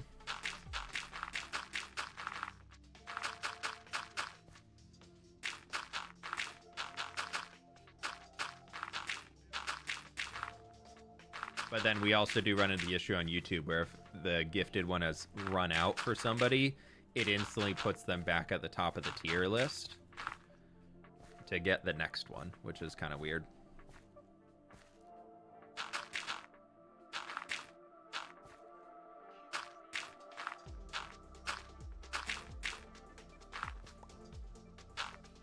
Is there any type of landscape thing you'd like to add to your world, like a volcano or like an add-on castle ruins? I really do want to build a ruined castle. I have a location picked out for one.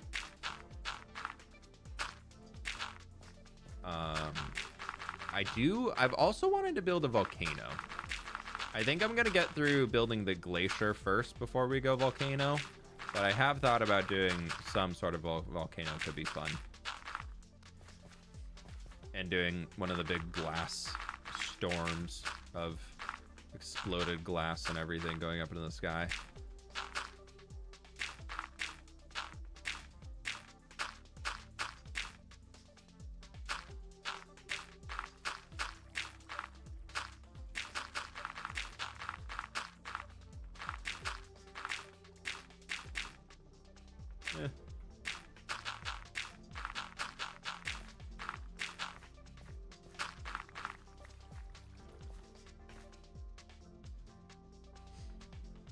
One time I left you on my laptop, and when I came back, you had rated link. May told me later that I've been gifted a sub because I didn't even know it. I was AFK. Yeah. Well, at least Link is a chill one to hang in. I also do like how Link has all the rewards for channel points and everything. I wish YouTube had channel points of some sorts, because I would love to reintroduce those to streams, or introduce something like that to streams. I don't think I want to do the full-on like Hall of Fame like he has, because I don't want to take his idea. I know he pioneered that and started it, and I know there's 1,000,001 streamers who are already copying him on it. So I don't want to do that, but I guess in the past I did do, if you were a patron supporter and building with fWhip during that era, you would get a player, like I would put your Minecraft player head in the world in a cave and like a name on a sign. So I've thought like something like that could be cool, or even like what was his name? Pleased to meet you. I can't remember what his name was, but it was another Stenos, that's his name. Another Twitch streamer who I don't think streams anymore, but they had a thing where off of channel points you could name regions in the world, or you could request builds in certain regions, or if you got like 1,000,000 channel points, you could have a castle built for you in the world. And I've always thought of doing something like that could be kind of cool, but I don't think I'll do it unless I like fully swap back to Twitch, because it wouldn't be fair to the YouTube viewers. Or it could be an incentive to go watch on Twitch. You can get channel points there. What are you doing with the area that you're covering up? I've always wanted to do like a giant mushroom cavern of sorts. So I think we would probably convert what's below this landscape, if I do want to move forward on that, into some giant crazy fantasy mushroom cave.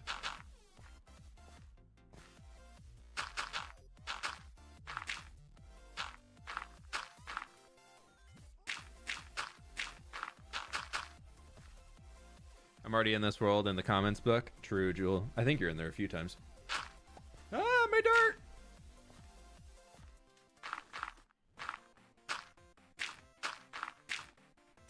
I need to get back to doing that. It won't be on this episode, but I'll do it on the next one. I do apologize for dropping that. I was doing so good for a while, and then I got so freaking busy that I had no time to do it. And then, yeah, now that's lasted until now. So I think it's about time to reintroduce the comment of the episode videos.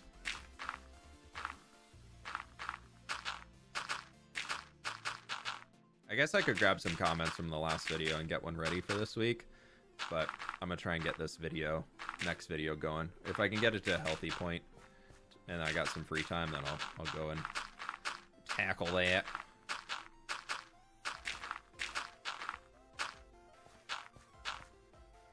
So few hours in the day, so much Minecraft to be had. Dude, I went and gathered tough blocks last night to prep for this week for almost 2 hours. I spent almost 2 hours purely mining tough. And then guess what I did when I got back from I'm working on 78 right now. 77 comes out this week. So this is going to be part of 78. But yeah, when I got back from the pool this morning, guess what I did then? I went and gathered deep slate. Yeah, I know. Yeah, I'm not my smartest.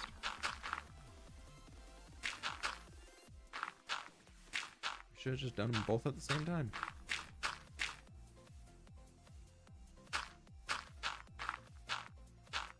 Hey, Wildman, thanks for hanging, all right? Good luck on the remodel. Have you thought about building a shulker sorting system to battle the shulker monsters? Yes.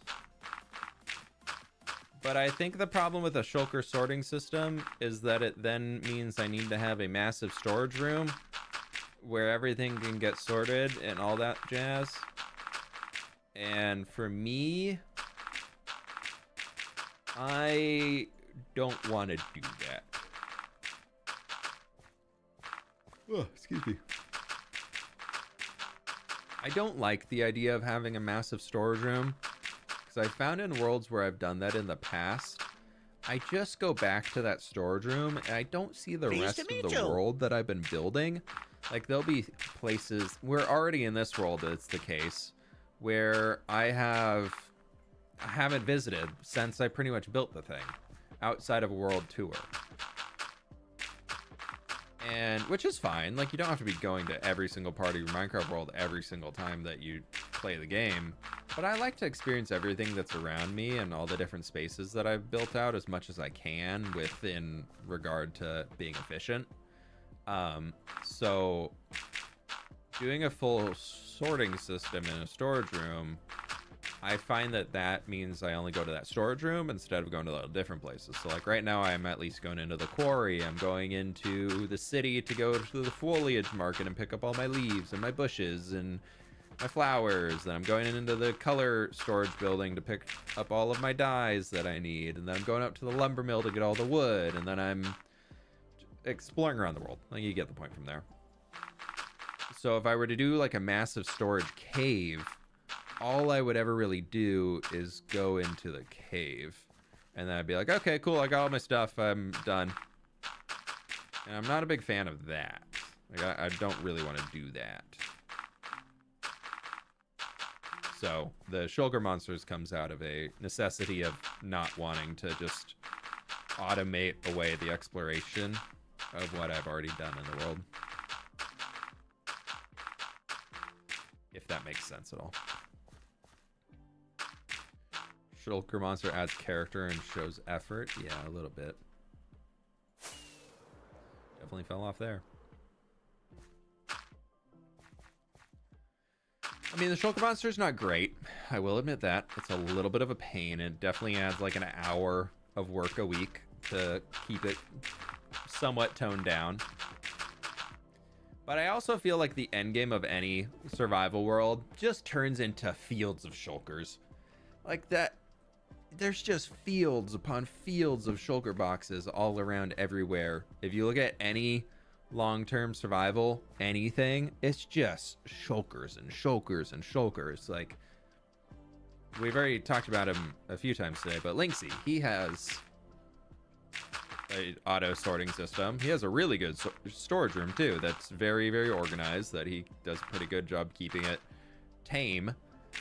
And then you go to any single project that he's actively working on, dude's got like 100+ shulker boxes laid out with different materials in them that are all just like project materials for the site that he's at.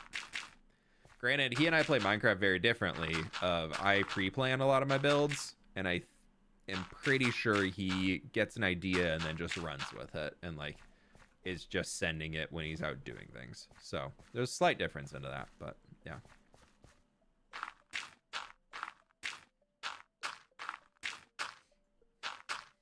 I find for me as a video creator primarily that taking the time to pre-plan helps me formulate a better idea for a video. Whereas I think part of live streaming is showing your thought process and coming up with it on the fly. So, like, I think if I was watching somebody build with Lightmatica and like planning creative with Lightmatica and then save it and come over into survival and copy it there as a live streamer, I'd probably be like, not a biggest fan of this. But in a video, when you see it nicely thrown together in a time lapse, it's like, ooh, that looked nice. That looked pretty nice. Like, I'll do it for trees and things because would rather get the tree done in 10 minutes than spend 2 hours working on a tree. Speaking of which, I do want to do another tree building stream soon. Fridays are booked for the foreseeable future for Lego Fortnite streams. We've got this Friday and next Friday for 2 more Lego Fortnite live streams that we're doing. I believe we're with Tubbo and Martin again this week. I haven't really had confirmation on that, but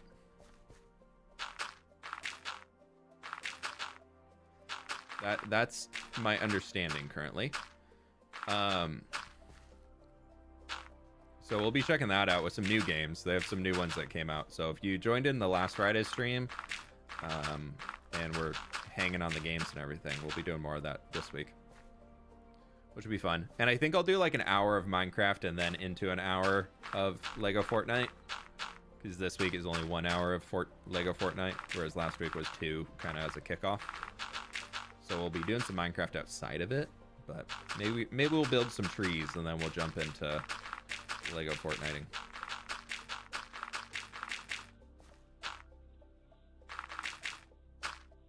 Lego, the collaboration master of toys in Fortnite, and the collab master of games united as one.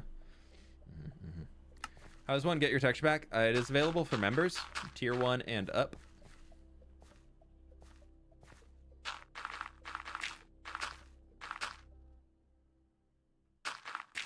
That is currently the only way to get the texture back. Or you can support on Patreon, you can support on Twitch, you can support on YouTube, whatever you like to support on. But there's currently no free way to get the texture back.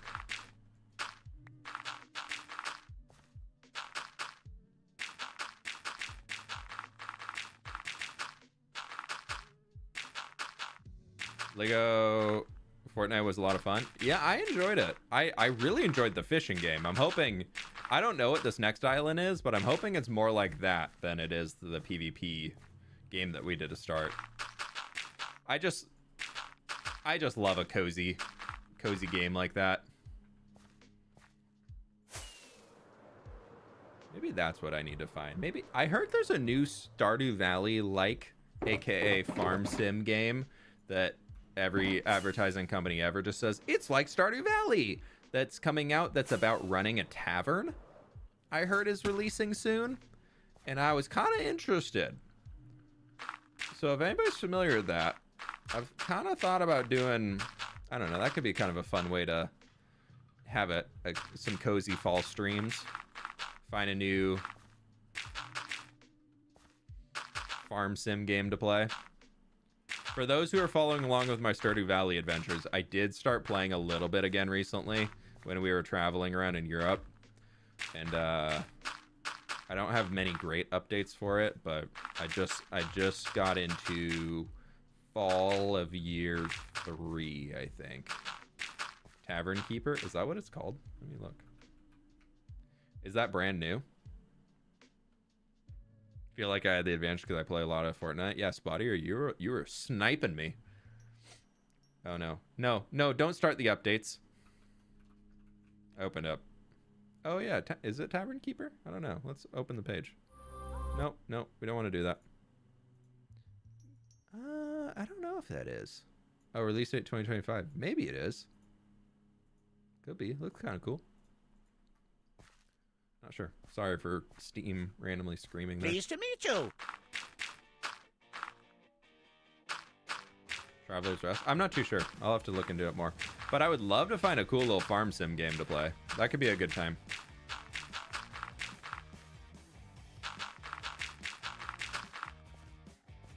Arthur with the 20 months. Did not think I'd be able to make it live since starting a new job recently. First off, congratulations on the new job. Second, thank you for the 20 months. And third, lovely to have you. Glad you can make it. Yeah, Monday streams are typically a later in the afternoon, evening time. Also, Tikander with the 28 months. Apologies for missing that. Thank you. There's the subiversary. And Teach of Psy with the 11 months, so close to 1 year. Hope the stream has been going well. It was a long Monday at school, so a fWhip stream to relax is needed. Leave a like. Hey, thank you so much. I appreciate it. Hope you're doing well today. Well, I guess sounds like a long Monday, but hopefully there's not too many papers that need to be graded tonight. And if I brought up that and now you're like, oh, there are, I do apologize. I'm so sorry.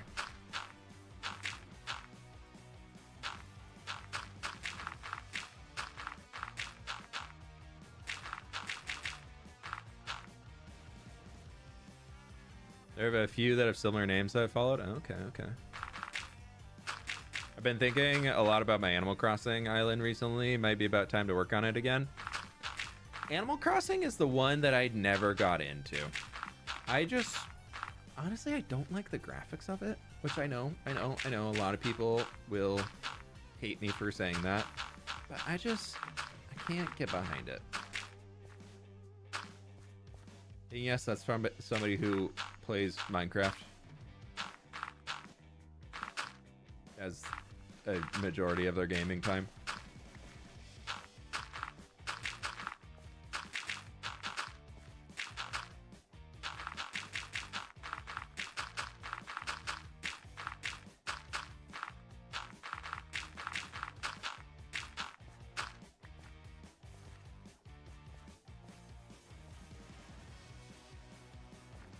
Let's work down here. Oh, we missed that.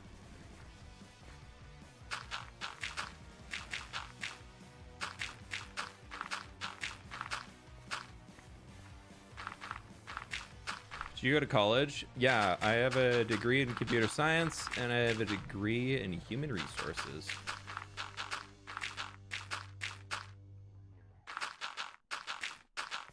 Have I used the HR degree at all? Not really. Actually, that's a lie. I used it a lot when I used to work in the corporate world. Because if you've ever thought about getting an HR degree, even if you're not going to HR, but you're like, ooh, I just want to do a business focus, take some HR classes, because they will teach you about what like people are actually legally allowed to ask you to do versus what a lot of companies actually ask people to do. Because all HR classes are basically, here's how to not get sued, or here's how to sue somebody if there's been workplace discrimination, or whatever you want to say for that. And it helped me so much with being able to just kind of be like, nope, can't do that, sorry.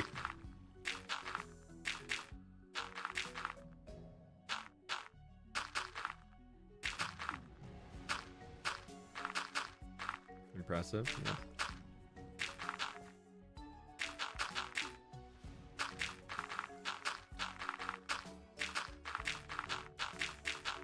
The computer science one I definitely used more because my first job out of college was working in a database center, so super fun stuff there too. Knowledge for the ability to say nuh-uh. Exactly. True. Big true. Very big if true.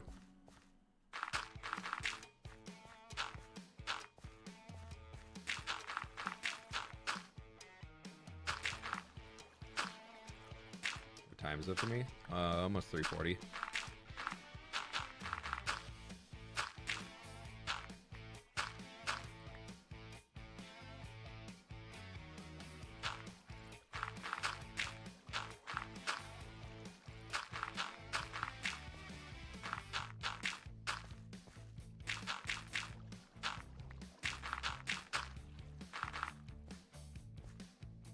Probably focus on the front one Pleased first. to meet you. Jembriel, thanks so much for the 3 months. Appreciate that.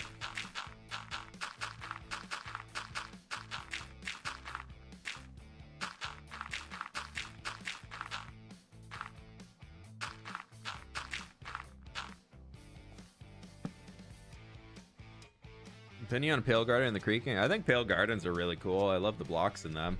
The Creaking, I still don't see the purpose of it. Outside of being like I guess a fun little thing to deal with. A fun new type of encounter for the Pale Garden, I guess. But I don't know. I wish the Creaking had a reward other than just getting Creaking hearts.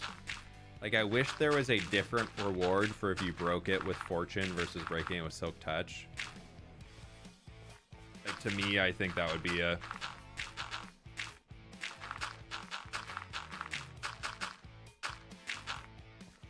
I think that would have been my preferred route to go with it, is that you can either pick up the heart and move it around, or you can get a one-time reward for breaking it.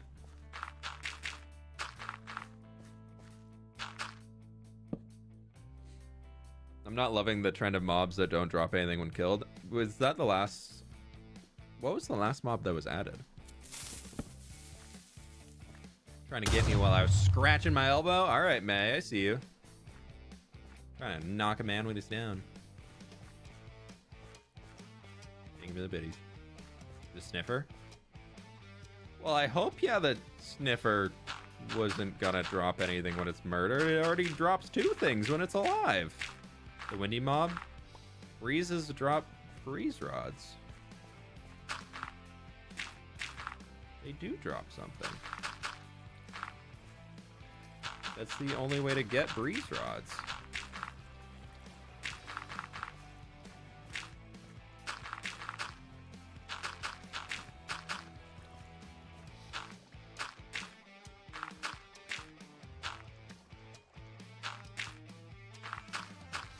Murder a sniffer, that's not nice. Yeah, it's already been extinct once. How could you want to re-extinct something that is not harming you?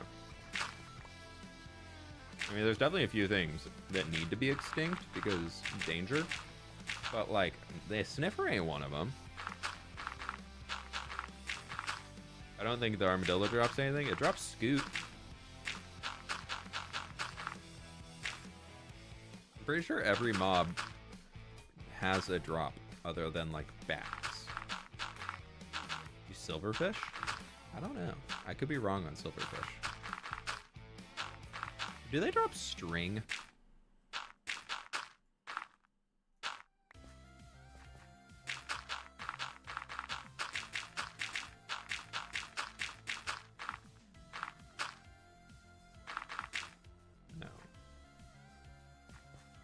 Nothing drops cobwebs or sand. Yeah, but you can farm cobwebs in abandoned mine shafts.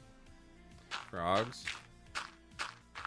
Frogs can give you frog lights, though. And I thought they dropped slime. Silverfish drops sadness. True. Very big, if true.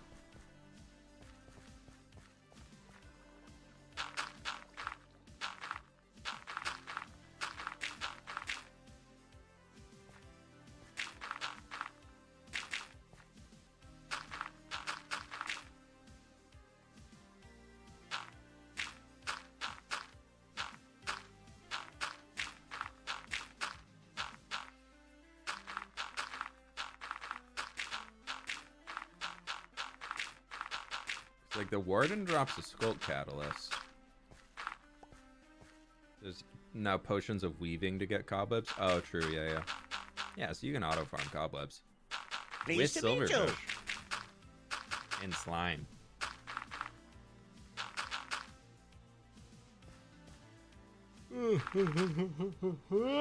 Excuse me. Sorry.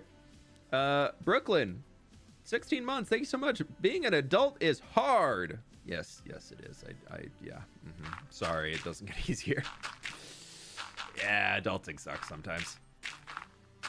But something good for you? I still unsure on that one. That's what people say, though. So if you figure something out along those lines, please enlighten the rest of us. But thank you so much for the 16 months. I really do appreciate it. And hopefully adulting becomes slightly less hard. Potion of weave, what? Yeah, there's a potion of oozing. There's a potion of infestation, which oozing makes them spawn slimes. Infestation makes them spawn silverfish. And then there is one that makes them spawn cobwebs. I just can't remember what it's called. But May says it's the potion of weaving.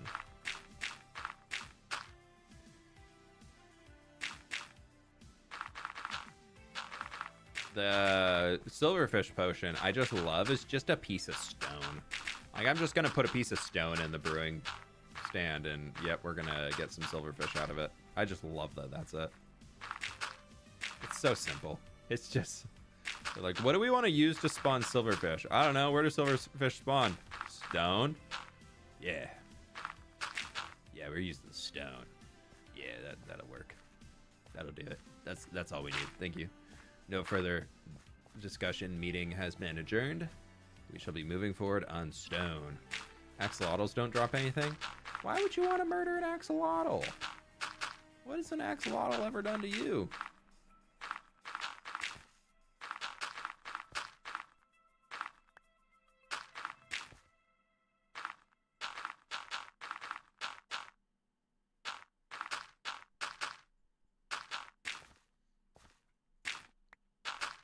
I mean, they've tormented my dreams, but that's probably for a different reason.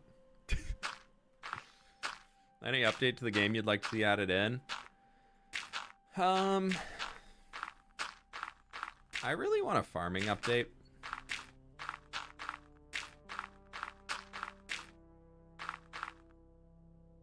I think a farming update would be really cool. Just adding more... Honestly, like a food and farming. I feel like a food and farming update for me would be like an S tier update. Just add like 6 or 8 more types of crops that we can plant. Overhaul the food system so you can make like corn being one of them. You can get tortillas, and then you can add like cooked chicken to it, or you can use bread and you make like a chicken sandwich or like a hamburger, or some like just ways to do that and like overhaul the food system and maybe make those give slight buffs or just more saturation. And I think like that coming in terms of the combat update could be pretty cool. Because right now, I feel like the recent food items they've added in have all just been like, yeah, it can kind of give you saturation, but it's really not great. Like, I don't know the last time the best food in Minecraft has changed. Like, when were golden carrots added? Was that... I feel the golden carrots were added back in... Was that when horses were added to the game? Or is that when... like a night vision potion brewing thing was coming together? I don't know.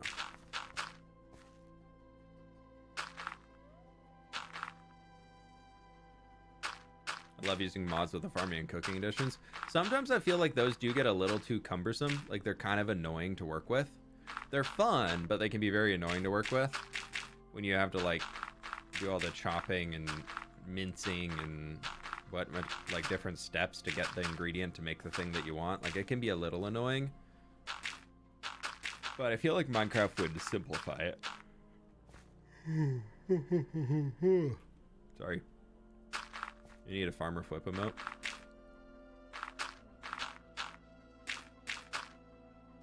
But...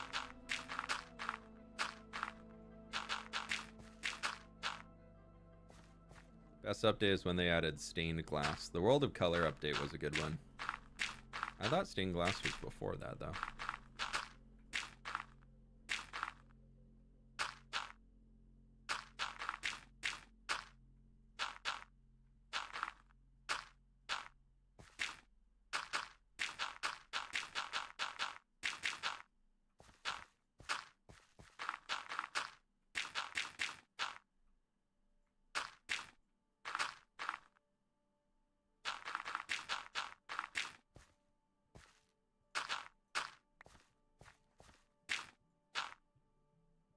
Oh, you have more. I thought that was last stack.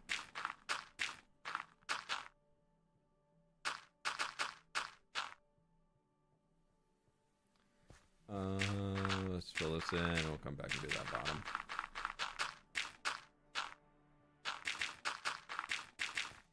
We have placed so many dirt blocks today. What are we through, like 6 shulkers? I don't even know. Jukebox Jen, thanks for hanging out. You have a good one, alright? No need for modernization to add food stuff. People cooked meals long before modern appliances. Yeah, I don't think I want to have, like... I think the smoker is enough for that. Like, I don't need to have all of the... like, I don't need an oven. I don't need all those things. Especially because, like, if they did that, they'd have to change, like, how cakes are made. Which could potentially simplify it, but yeah. Let's finish up this nice little top section. I was kind of hoping we'd get that middle done, but I guess not. We've done 1, 2, 3, 4, 5, 6. Yeah, we can take out 7. I think that's as many boxes as I need, honestly, for the next step. So we'll finish off this last box. See if we can't fill in. We'll start from the bottom and work our way up.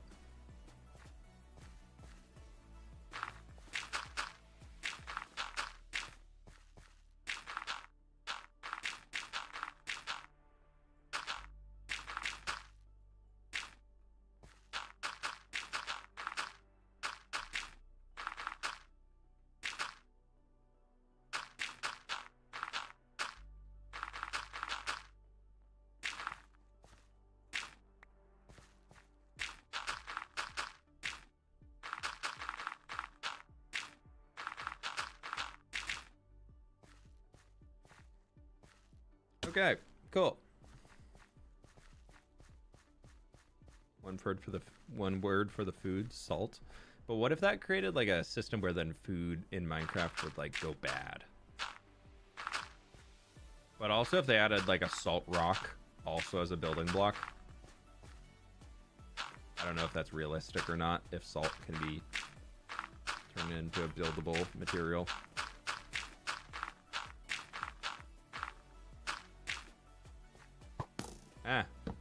Okay, we'll just sleep on the fire. I feel like a fridge would be weird, but just storing food in barrels and chests feels wrong. I think it's fine for Minecraft, in my opinion. Not to downplay your concerns on it. But to me, I feel like that's one of the ones where, like, if that were the case, then would we have to change how we store ice? Pleased to meet you. Because right now you can throw an ice block in a barrel and it will never melt. It'll just be there for thousands upon thousands of Minecraft days. Or then that comes into terms of, okay, so where can we store a bucket of lava inside a wooden chest? No. But then also, if you throw a bucket in lava, the bucket melts and is gone forever. But if you put lava in the bucket is totally 100% safe forever. So if you start getting into the realm of being like, food shouldn't be able to just sit into a barrel because it obviously needs to be cold, then you're kind of getting into the realm of needing to address all of those issues too. Because I think Minecraft tries to be consistent. And I think it being consistently simple and just, yeah, you just put the item in there, who cares, is probably the healthiest way to keep the game interesting for players. Because I think for me, and I think a lot of other players feel the same way, games like Ark Survival, to me, are always played in short bursts. Because after a while, I get so tired of having to upkeep and just rinse and repeat making more food, when the purpose of the game is like, oh cool, I unlocked a new food carrying sack that I can travel with me now, and my food will last 40 minutes instead of 5 minutes. Great, now I can go out on longer expeditions. But that still means every 40 minutes, no matter how much food I make before I leave, I have to then find a way to make it back home and make more food, otherwise my character's gonna starve and I'm gonna die. So I find that the simplicity of Minecraft's storage system of not needing heat, not needing cold, not needing any of that stuff is one of the reasons why I actually love the game. It's just so simple. You just throw it in the box and it's fine. There's no, oop, you better do this by this time because otherwise you're going to run out. Unless you're drinking a potion, which that being a timed effect, I think works out pretty well in favor of the game. So that's my philosophy on it. Is I think the simplicity is what actually keeps a lot of people consistently playing Minecraft or consistently coming back.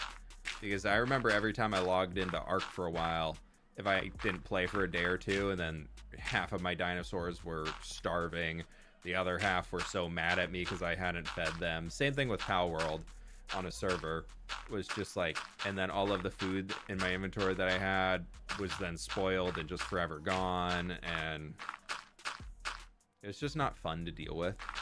It made the game be very grindy. And if it ever became one where I was like, I'm going to put it down for a few months and I'd want to pick it back up, the amount of maintenance you'd have to do, it just made it more worthwhile to just restart instead of try something new. Or instead of continue your save, you would just restart. And then that creates the cycle that I think a lot of gamers deal with when playing video games, where they're like, oh, I kill the Ender Dragon, and then what do? I don't know. I'm going to restart, and I'm going to work up here and get my diamond armor and kill the dragon again. And I still didn't do anything. What do I do now? And like that cycle works really well in those other games. But I think Minecraft's done a good job of breaking away from it. And so I hope that they don't create a system that goes back to that. Yeah, I think spoilage in Minecraft is something that would very negatively impact the game. And also limiting what can go into what storage box, I think would just cause a lot of confusion. Because there's even some of those mods that we played with where like you can have a backpack that just stores food when you're traveling around, and I'm always like, just let me put the stupid stick in there because I only have one stack of chicken and I need it on my inventory so I can eat it. But I just need to put something in this backpack. Or it's, okay, I'm just throwing the backpack away because I'm never going to carry more than a stack of food on me. When a game becomes real life, I'm out. I have to do a lot as a parent. I'm looking for something to pass time and have fun. Yeah, I'm with you. Not on the being a parent part, but like on the... Gaming shouldn't feel like a chore. There can be things in a game that are chores to do, but the fact of doing the thing shouldn't make it feel like, oh, it's just like I'm unloading the dishwasher.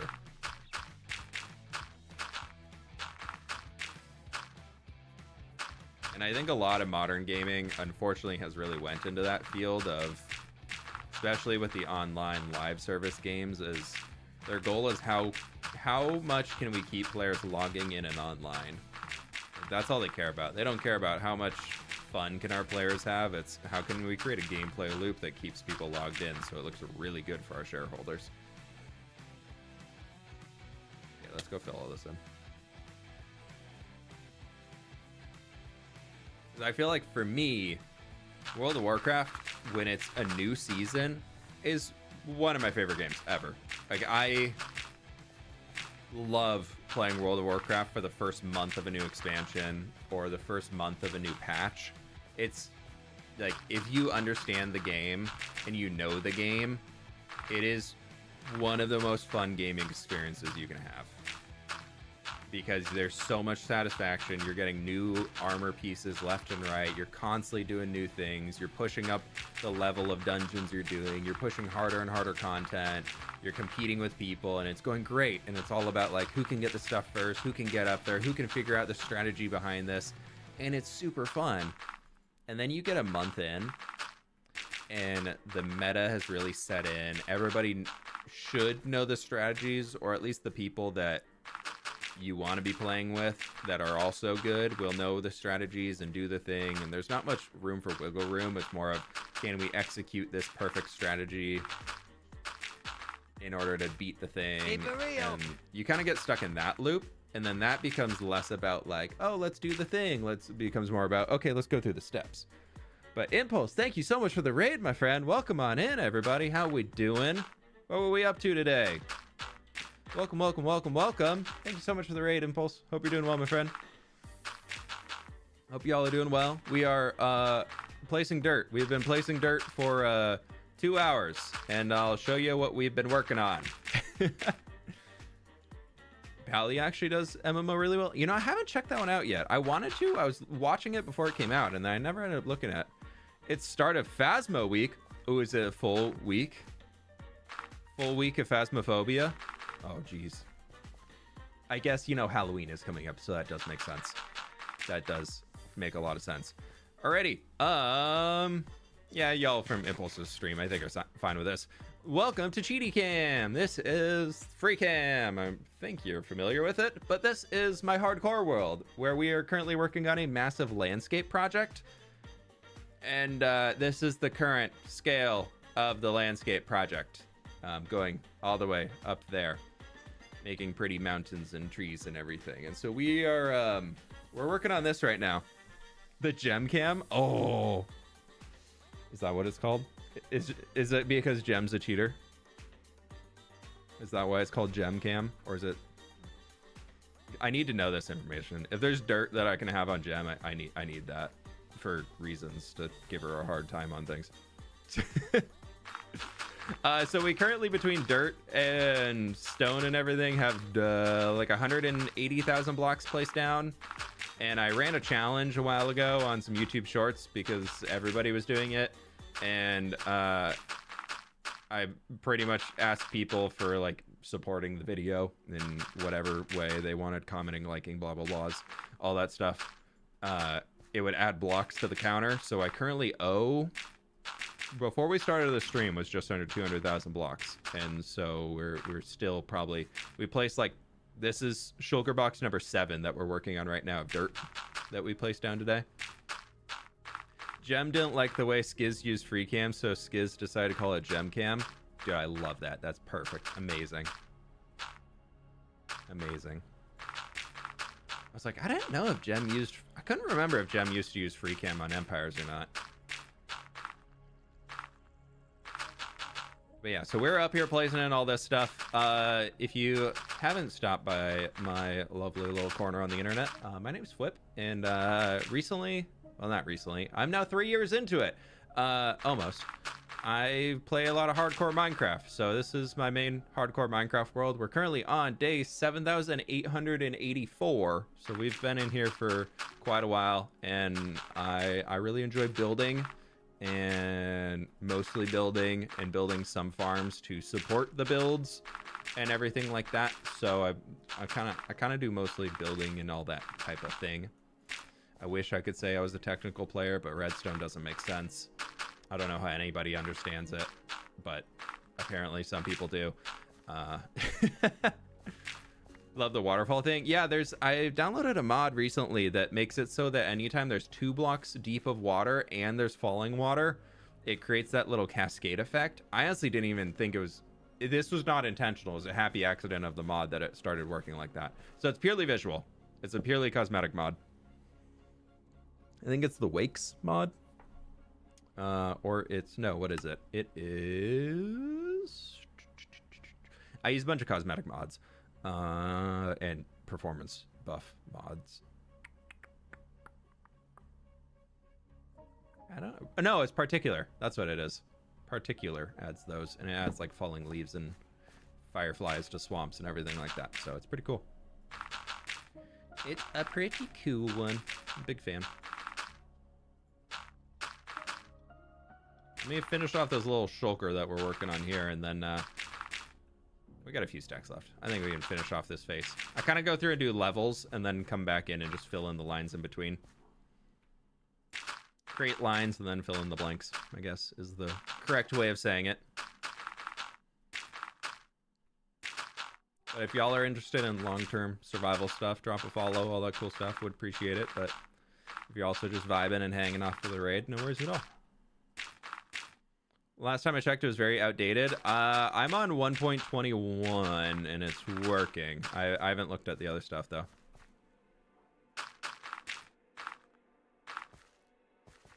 I won't pretend to understand advanced redstone, but basic redstone is pretty simple. Yeah, I really liked the latest redstone devices that have been added in, like pretty much since observers. I feel like I've been able to make something work with redstone. I think observers helped simplify it a lot for me, at least in the way it makes sense in my brain. And then honestly, the copper bulbs and crafters, I really, really like how those have simplified redstone. That's been stuff that's, before for me, redstone was like, sure, you could use it in some farms, you could use it to make some things and kind of get through that process. But like, all in all, I felt like there was also pretty survival ways to do it that didn't take too much longer. So I just never really bothered. But now with auto crafters and those, it's like making me want to learn how contraptions work, because then I can use it to do something very survival functional.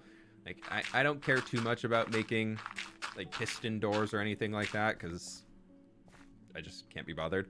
I'd rather build something that just looks really pretty, doesn't really need to be super functional. But now with like auto crafting and everything, I'm like, ooh, wait, I can make a machine to do this thing automatically for me?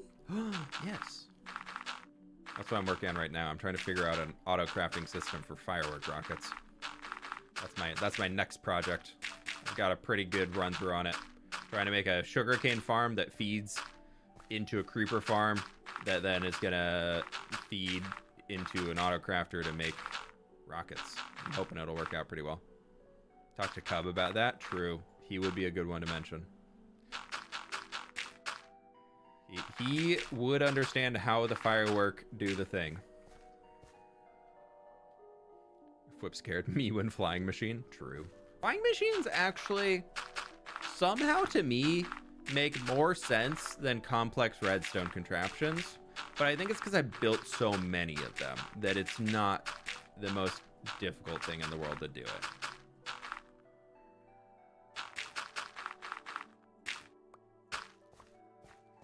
My husband used Redstone to do his homework in college, something, and or switches. I don't know. I just follow tutorials. Actually, fun fact on that was so I have a computer science degree, and I had to take some electrical engineering courses in it as part of it. And this is really funny, me being a Minecraft builder who does not Redstone at all. But I actually did a project in that class. It was on real world applications of electrical circuits. I already said redstone. But yeah, I asked the teacher, I was like, if this is shown in a video game where you can create real circuits to create circuitry, would that be a valid real world example? And she was like, I guess so, just show how it's actually used. And I was like, all right, I can do that. And I looked up tutorials online on YouTube at the time. This was long before I started my channel, of how to make all of the different gates as circuits in Minecraft, and then like created a thing that showed all of them working and like how you could use them. I gave a presentation on that, and the professor was like, this is the coolest presentation I've ever had for this project. I never realized there was a video game out there that did this. And she was like, what's this game called? Minecraft? Wow. And she ended up going home and buying it and was like, I don't know if I should give you extra credit or give you a bad grade because I can't log off of this game. She's like, I just keep making things. I just keep making electrical circuits. And I'm like, I just know out there, she probably at some point has made some like she's somebody who'd make a computer chip in game and like just be like, yeah, I just made it for fun. But like, all right.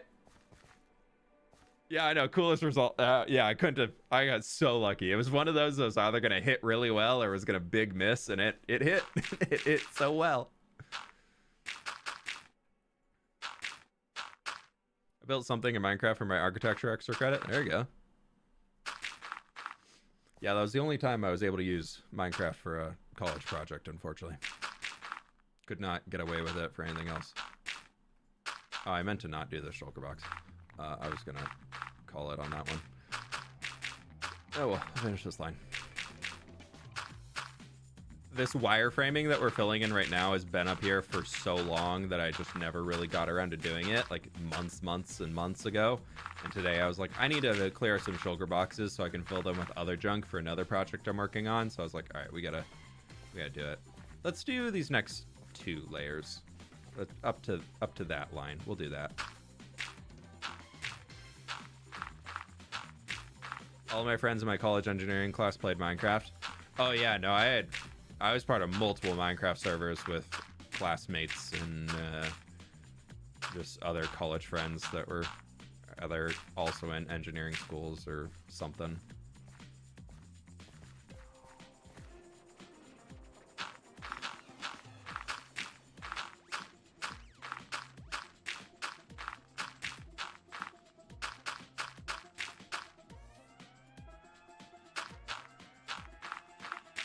Okay, we can send this around here and bring it out a little bit more. And that will come through to there. Perfect. Okay, let's just fill in these 2 spots. When you're going to be done, like with this complete project, dude, I have absolutely no idea. That is a question that I wish I had an answer to, but I got no idea. When am I going to be done with stream today? Probably in the next little bit. We'll find a lovely another channel to send a raid off to here in a bit, because we've been going almost 2.5 hours, and I am I think I'm in the need of a break. You can only place dirt for so many hours on end before you just can't do it anymore. Apparently that's going to be at just under 8 shulker boxes.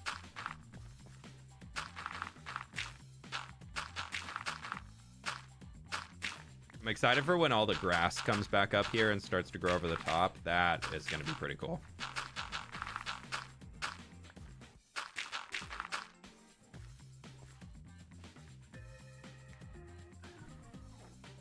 Just want to see him build buildings. I got you on Thursday. Got you on Thursday, friendo.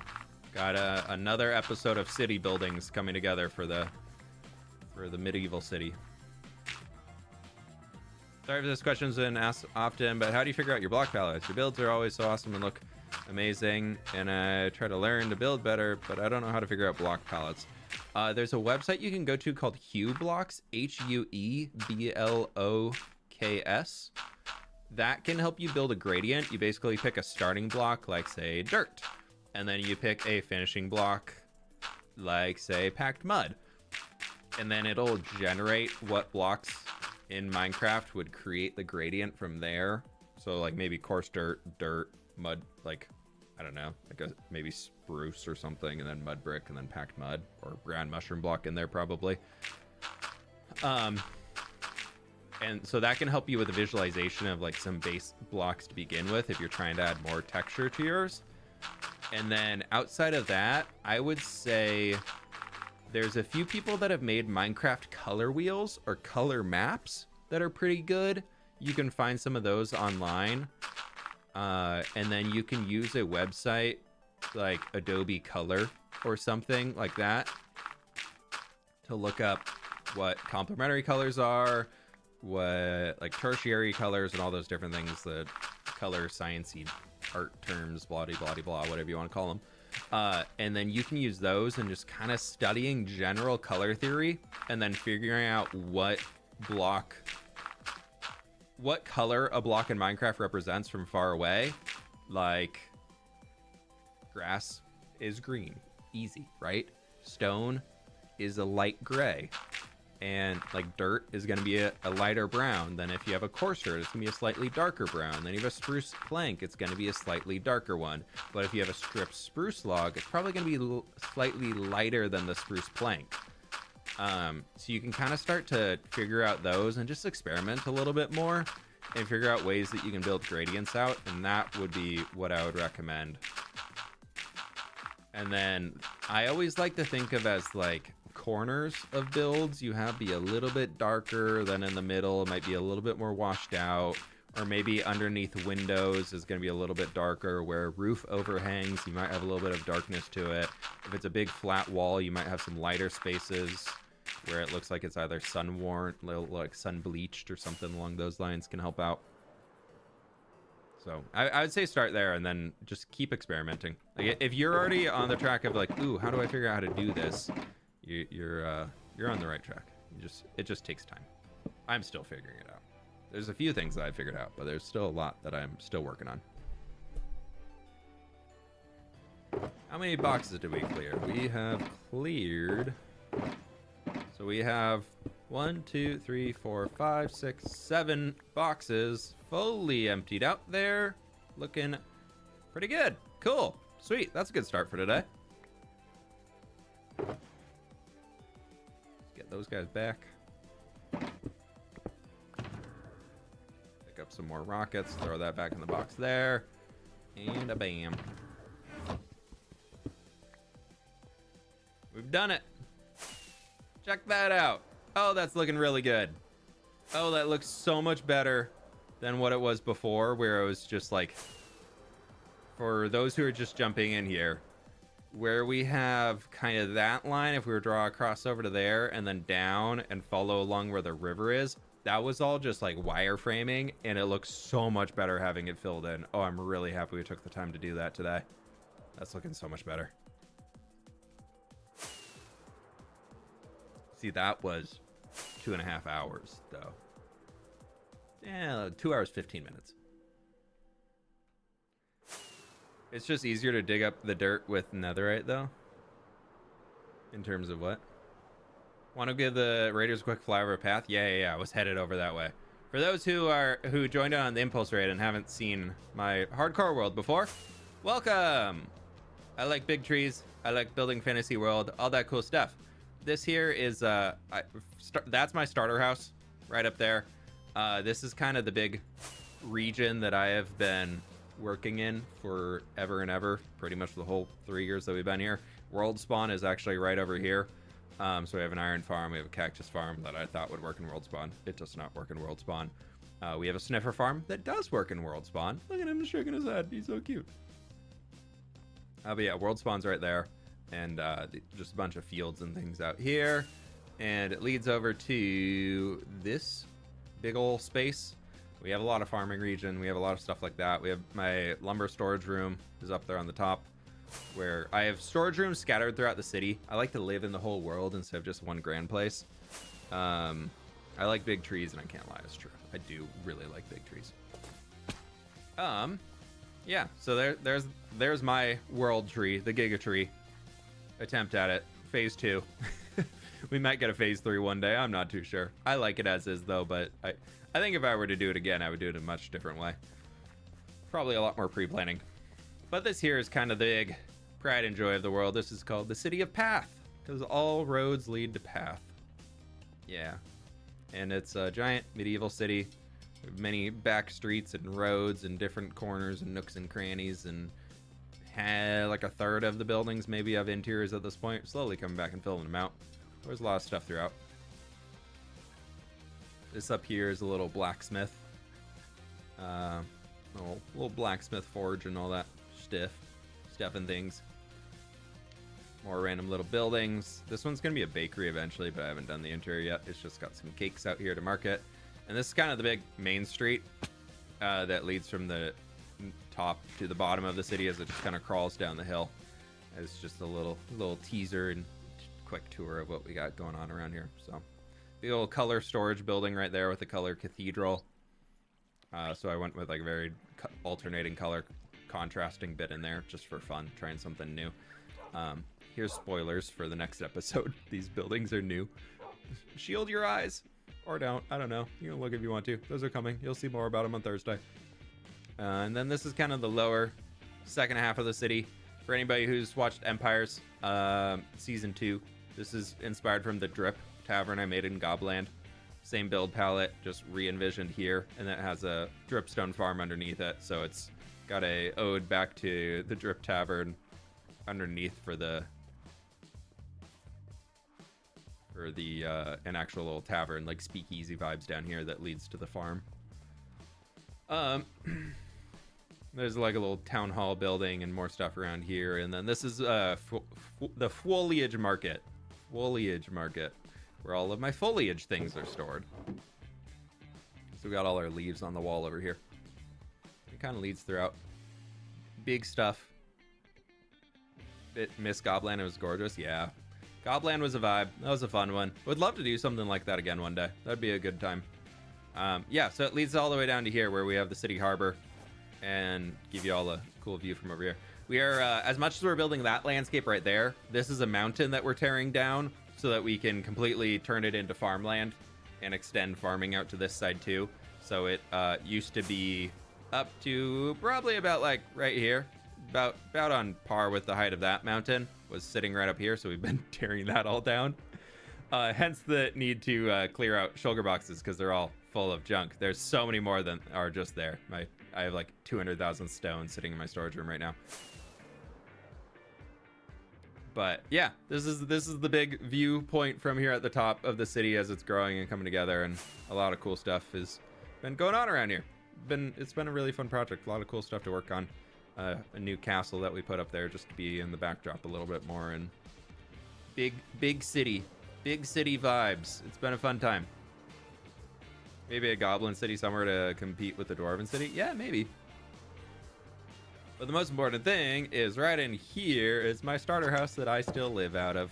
Yay, this was the episode 1 house, and I still use it. So much of my storage is just crammed in here. It's so bad. Alrighty, that's gonna do it for today. Thank you all so much for being here. Do you ever use your degree? Yeah, I worked as a database. I worked in database management, all the IT stuff for like 3-4 years out of college, and then moved into YouTube full time. So I did for a while. 3 years. 2.5 years. 3. 2.5 or 3 years. I can't remember. Oh, that was a weird time for the song to break. Alrighty, my friends. Thank you all so much for being here today. I really do appreciate it. Y'all are absolutely amazing. Impulse, thank you so much for the raid in here. I'm sure you had to run off, but again, thank you. Everybody for hanging out and chilling in the stream and all that cool stuff. I really do appreciate it. So thank you so very much for the support and all those cool things. And we'll be back again streaming on Wednesday. We got a new video coming out on Thursday, and we'll have another stream on Friday. And that's where we're headed for the week. So thank you all so much for the support. I really do appreciate it as always. Twitch friends, I'll find a channel to drop us into for a fun little raid here. And with that, my friends, that's the mute button. I didn't mean to hit that yet, but I'll catch you on the flip side. Goodbye.